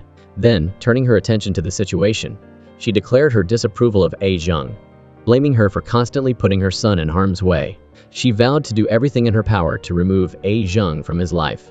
Unbeknownst to them, A-jung's mother had just stepped out of the hospital room and overheard everything. Furious, she demanded to know who this woman was to threaten her precious daughter. Yeon-woo's mother, brimming with self-importance, introduced herself as the chairperson of the middle school board and the director of a prominent entertainment company. A-jung's mother was unfazed by these titles. She pointedly reminded Yeon-woo's mother that they had welcomed him into their home because of his kind nature, not his family's status or connections. There were no ulterior motives. Yeon-woo then stepped forward, firmly rebuking his mother's interference. His feelings for A-jung were his own, and she had no right to dictate his choices. He explained that during his difficult times, his mother was never there, but A-jung was. She had been his constant source of comfort and support, a kindness he deeply appreciated. It was this compassion and understanding that had led him to fall in love with her, and he would defend her against anyone, even his own mother. He recounted the day he had gone to A-jung's house, intending to confess his feelings, but as he entered, he overheard a heated argument between A-jung and her mother. A-jung's mother was berating her, demanding that she have an abortion. A-jung tearfully but resolutely refused, insisting on keeping the baby. Even if the father wasn't involved, she would raise the child alone. Her mother repeatedly pressed her for the father's identity, wanting to confront him, but A-jung remained steadfast, even claiming the father was dead. Overwhelmed by the confrontation, A-jung fled the house in tears, and Yeon-woo followed. He tried to comfort her, promising to stand by her side, but A-jung, wounded and vulnerable, pushed him away, refusing his help. She didn't want to see him again. Despite his attempts to reason with her, she left, eventually moving without telling him. This incident explained why he hadn't been able to find her until now. Having explained everything to his mother, Yeon-woo returned to A-jung's house to gather his things and apologized to A-jung's mother for his mother's behavior. A-jung's mother graciously accepted his apology, understanding that his mother's actions, however misguided, stemmed from a place of concern for her son. She held no resentment. Yeon-woo informed A-jung's mother of his decision to move out, expressing his sincere gratitude to her, Ha-ni, and A-jung for their care and kindness during his stay. Meanwhile, at the hospital, A-jung, preoccupied with her daughter's emotional state, accidentally bumped into Daeo, who was standing behind her, jostling his injury. Flustered, she apologized profusely, confessing her internal struggle to balance her feelings for him with her daughter's apparent disapproval. Dae-oh, understanding her dilemma, reassured her, promising to be there for both of them. He acknowledged the challenges they faced, especially given his 14-year absence. His sudden reappearance was bound to be met with surprise and resistance, particularly from Ha-ni. He vowed to be patient, waiting for the day Ha-ni would be ready to accept him. A-young was deeply touched by his sincerity. For a moment, a wave of relief washed over her. She felt incredibly lucky to have found such a loving and understanding partner. Elsewhere, after the harrowing kidnapping ordeal, Dong-chan began to appreciate the depth of Director Ko's love for him. He started showing more affection towards his father, helping him dress and reminding him to rest. Director Ko was overjoyed by his son's newfound understanding. He explained the reasons behind concealing the truth about his mother's death, fearing that it would trigger painful memories from Dong-chan's childhood, particularly the trauma of witnessing her murder. He apologized for failing to protect her. Dong-chan, in a moving gesture, took his father's hand, thanking him for saving him all those years ago, and for being a wonderful father. Director Ko felt a surge of emotion, relieved and grateful that his son finally understood his heart. Ryu Jin and Arin found themselves working together on a car commercial shoot. During their drive to the filming location, Arin confided in Ryu Jin, revealing her decision to stay on the movie project. She also encouraged him to share his burdens, recognizing their shared struggles and vulnerabilities. Ryu Jin, moved by her unexpected empathy, agreed. Their once adversarial relationship began to evolve into something resembling friendship. However, the relentless former CEO of Ryu Jin's old agency was not ready to let him go. She showed up at the shoot, intent on causing disruption. She threatened to expose a secret she held over him, vowing to ruin his career. At that moment, Arin intervened, defending Ryu Jin and playfully feigning intimacy with him to further antagonize the CEO. But the CEO wasn't easily intimidated. She threatened to expose Arin's past, revealing how she had altered her personal information to become a celebrity. Ryu Jin immediately jumped to Arin's defense, arguing that even if she revealed this information, it wouldn't tarnish Arin's success, which was built on genuine talent and undeniable beauty. He then turned the tables, suggesting that the CEO herself was the one in precarious position, and she should be more worried about her reputation than theirs. Stung by his words, the CEO stormed off. Ryu Jin and Arin breathed a collective sigh of relief, each expressing gratitude to the other for their support. Their managers, observing this exchange, noted the positive shift in their dynamic. They had put aside their animosity and were beginning to forge a genuine, professional bond. Back at her office, the CEO erupted in a fit of rage. Ryu Jin's film project was moving forward without a hitch, while she was the one suffering the consequences of his departure. Her company's stock prices had plummeted due to the negative publicity and rumors surrounding his exit, severely damaging the company's image. Her secretary, however, offered a glimmer of hope. She pointed out that production on the film was currently delayed due to Dae-oh and A-jung's accident. The real culprit had been dealt with, and the organized crime syndicate invited him to return. However, he declined. His life was stable, and he had no desire to get entangled in their dangerous world again. Dong-chan and Ha-ni had also reconciled, their friendship rekindled. Dong-chan showed Ha-ni a picture of his mother. Ha-ni was stunned by the resemblance between Dong-chan's mother and her own. She encouraged Dong-chan to be strong, reminding him that he was, after all, the son of a notorious crime boss. She also urged him to show gratitude towards Director Ko for raising and protecting him. Dong-chan in turn spoke highly of Dae-oh, emphasizing his willingness to sacrifice his own life to protect Ha-ni. As the two children chatted, the bully who had previously tormented them reappeared, ready to stir up more trouble. Dong-chan, no longer afraid, stepped forward and warned the bullies to leave them alone, or his father would deal with them. The leader of the bullies scoffed, disbelievingly asking who his father was. Before Dong-chan could answer, Director Ko arrived on the scene. He calmly invited all the children to join him for steak. At the restaurant, Director Ko subtly but firmly warned the bullies against harassing Ha-ni and Dong-chan, subtly revealing his reputation as a prominent figure in the underworld, implying they wouldn't want to face his wrath. He also offered them a valuable life lesson, explaining that words could be more damaging than physical harm. The bullies, intimidated and chastened, quickly agreed to leave Ha-ni and Dong-chan alone. Ha-ni, impressed by Director Ko's skillful handling of the situation, praised his ability to connect with children and thanked him for protecting her. The next day, A-jung was discharged from the hospital, while Dae-oh had to remain another day. He lamented their temporary separation, wanting to memorize every detail of her face, her nose, her eyes, her lips. He playfully pinched her cheeks, chuckling affectionately. Ha-ni entered the room, and seeing her parents' affectionate interaction, felt a sense of contentment. She asked Dae-oh to speak with her privately.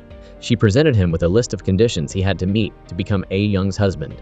If he could fulfill them, she would accept him as her mother's partner, but not yet as her father. After her conversation with Dae-oh, Ha-ni left the hospital with A Jung. On the way home, she told her mother that she wouldn't object to her reuniting with Dae-oh. She didn't want to stand in the way of her mother's happiness. Ha-ni admitted she hadn't fully accepted Dae-oh yet, but for her mother's sake, she would give him a chance. Overjoyed, A Jung hugged Ha-ni tightly, marveling at her daughter's maturity. They walked home hand in hand, their hearts full of happiness. Upon arriving home, they found Yeon-woo packing his belongings, preparing to move out. A Young understood his reasons and didn't pry. They shared a beer and a heartfelt conversation before his departure. A Young thanked Yeon-woo for his unwavering support and encouragement, which had given her the strength to overcome her challenges. She revealed that 14 years ago, she had considered having an abortion. But when she saw Yeon-woo's diary, filled with loving messages for his future daughter, she decided to keep the baby. Later that night, after Yeon-woo had left, A Jung finally found the courage to open the love letter he had given her earlier. The letter was filled with heartfelt gratitude. Yeon-woo thanked A Jung for inspiring him and providing unwavering support during his difficult times. At the end, he confessed his feelings. "I like you." A Young carefully folded the letter, tucked it inside a book and put it away. She felt a sense of fulfillment knowing she had helped him, but also a tinge of sadness, as her heart belonged to someone else. The following day, Dae-oh was discharged from the hospital. He and A Jung embarked on their first date in 14 years. As A Jung emerged, her beauty captivated Dae-oh. She looked radiant, more like a college student than a mother. They returned to their old university campus, reminiscing about their shared past. Dae-oh took pictures of A Jung under the cherry blossoms, just like he had 14 years ago. He even found a large umbrella to shield them from the rain, recreating a cherished memory. He then took her to the university's screening room and played the film they had made together as students. A Young was deeply moved, reliving those precious moments. Dae-oh declared that she was his first love and would always be the only woman he loved. Their first date was a resounding success. Dae-oh reiterated his commitment, expressing his desire not only to be A Young's husband, but also a good father to Ha-ni. He would patiently wait for Ha-ni's acceptance. A Young, charmed by his devotion, kissed him on the cheek, grateful for his unwavering love and patience. Thanks to Dae-oh, it had been a truly magical day. While they were blissfully reliving their past, Ha-ni, their daughter, was busy digging into her parents' history. She stumbled upon an online article claiming that Dae-oh's novel, No Love, was a fabrication. The book portrayed the male protagonist as heartbroken and abandoned by the female lead. However, the article alleged that in reality, Dae-oh was the one who had left A Young. When A Jung returned home, radiant from her date, Ha-ni, knowing her mother hadn't seen the article, asked if she was aware that she was the inspiration for Dae-oh's novel. Before A Jung could answer, Ha-ni angrily revealed that Dae-oh had portrayed her in a negative light, which deeply upset her. A Jung rushed back to her office to deal with the situation, only to discover that her bank book was missing from her drawer. A Young was certain that director Wang was the one who had taken her bank book. He hadn't changed his ways. Meanwhile, Dae-oh received news that someone had posted a scathing article online, labeling him a deadbeat dad who shirked his responsibilities, and then wrote a novel blaming his ex-girlfriend. The video of A Jung's press conference was also circulating widely. This was the work of the vindictive CEO of Ryu Jin's former agency.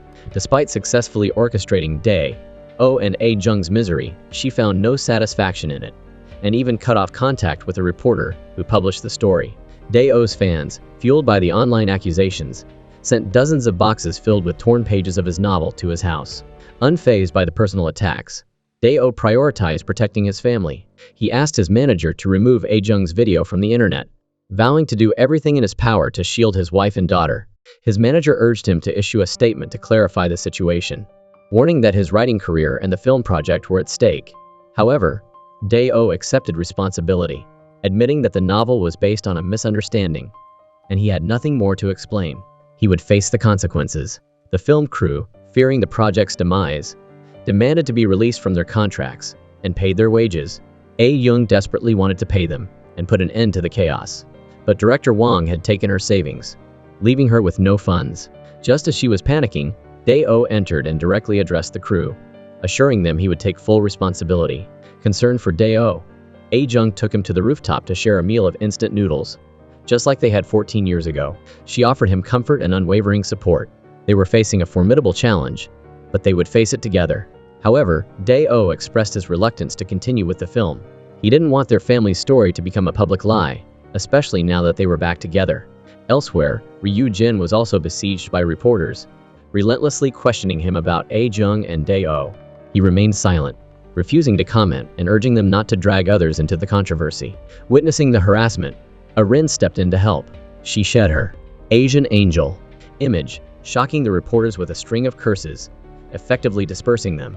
She berated them as unethical reporters, obsessed with chasing sensational stories for profit.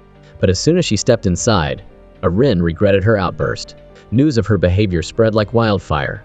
Her carefully cultivated angel image crumbled, replaced by labels like evil angel and crazy angel. Despite the online backlash, Ryu Jin commended Arin for her bravery in speaking her mind. The controversy surrounding Dae-oh dominated both online platforms and traditional media. Even Ha Ni's classmates were aware of the situation, but they no longer taunted her. Ha Ni wanted to defend Dae-oh publicly, but didn't know how. Dae-oh arranged a meeting with Ha Ni to explain everything. Ha Ni, however, reassured him that she knew he wasn't a bad person. She trusted him and didn't believe the accusations.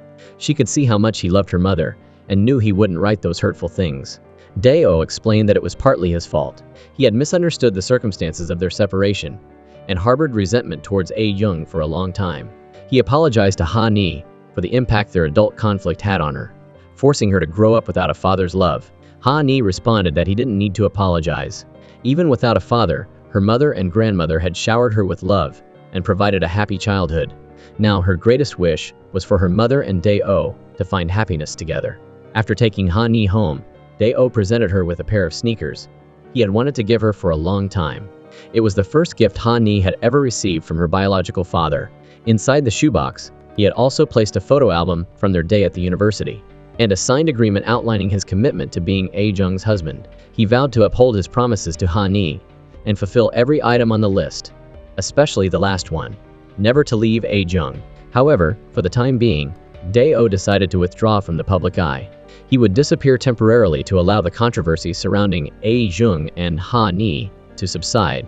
Before leaving, Dae-oh received an offer to collaborate on a new film project, Husband More Beautiful Than Flowers.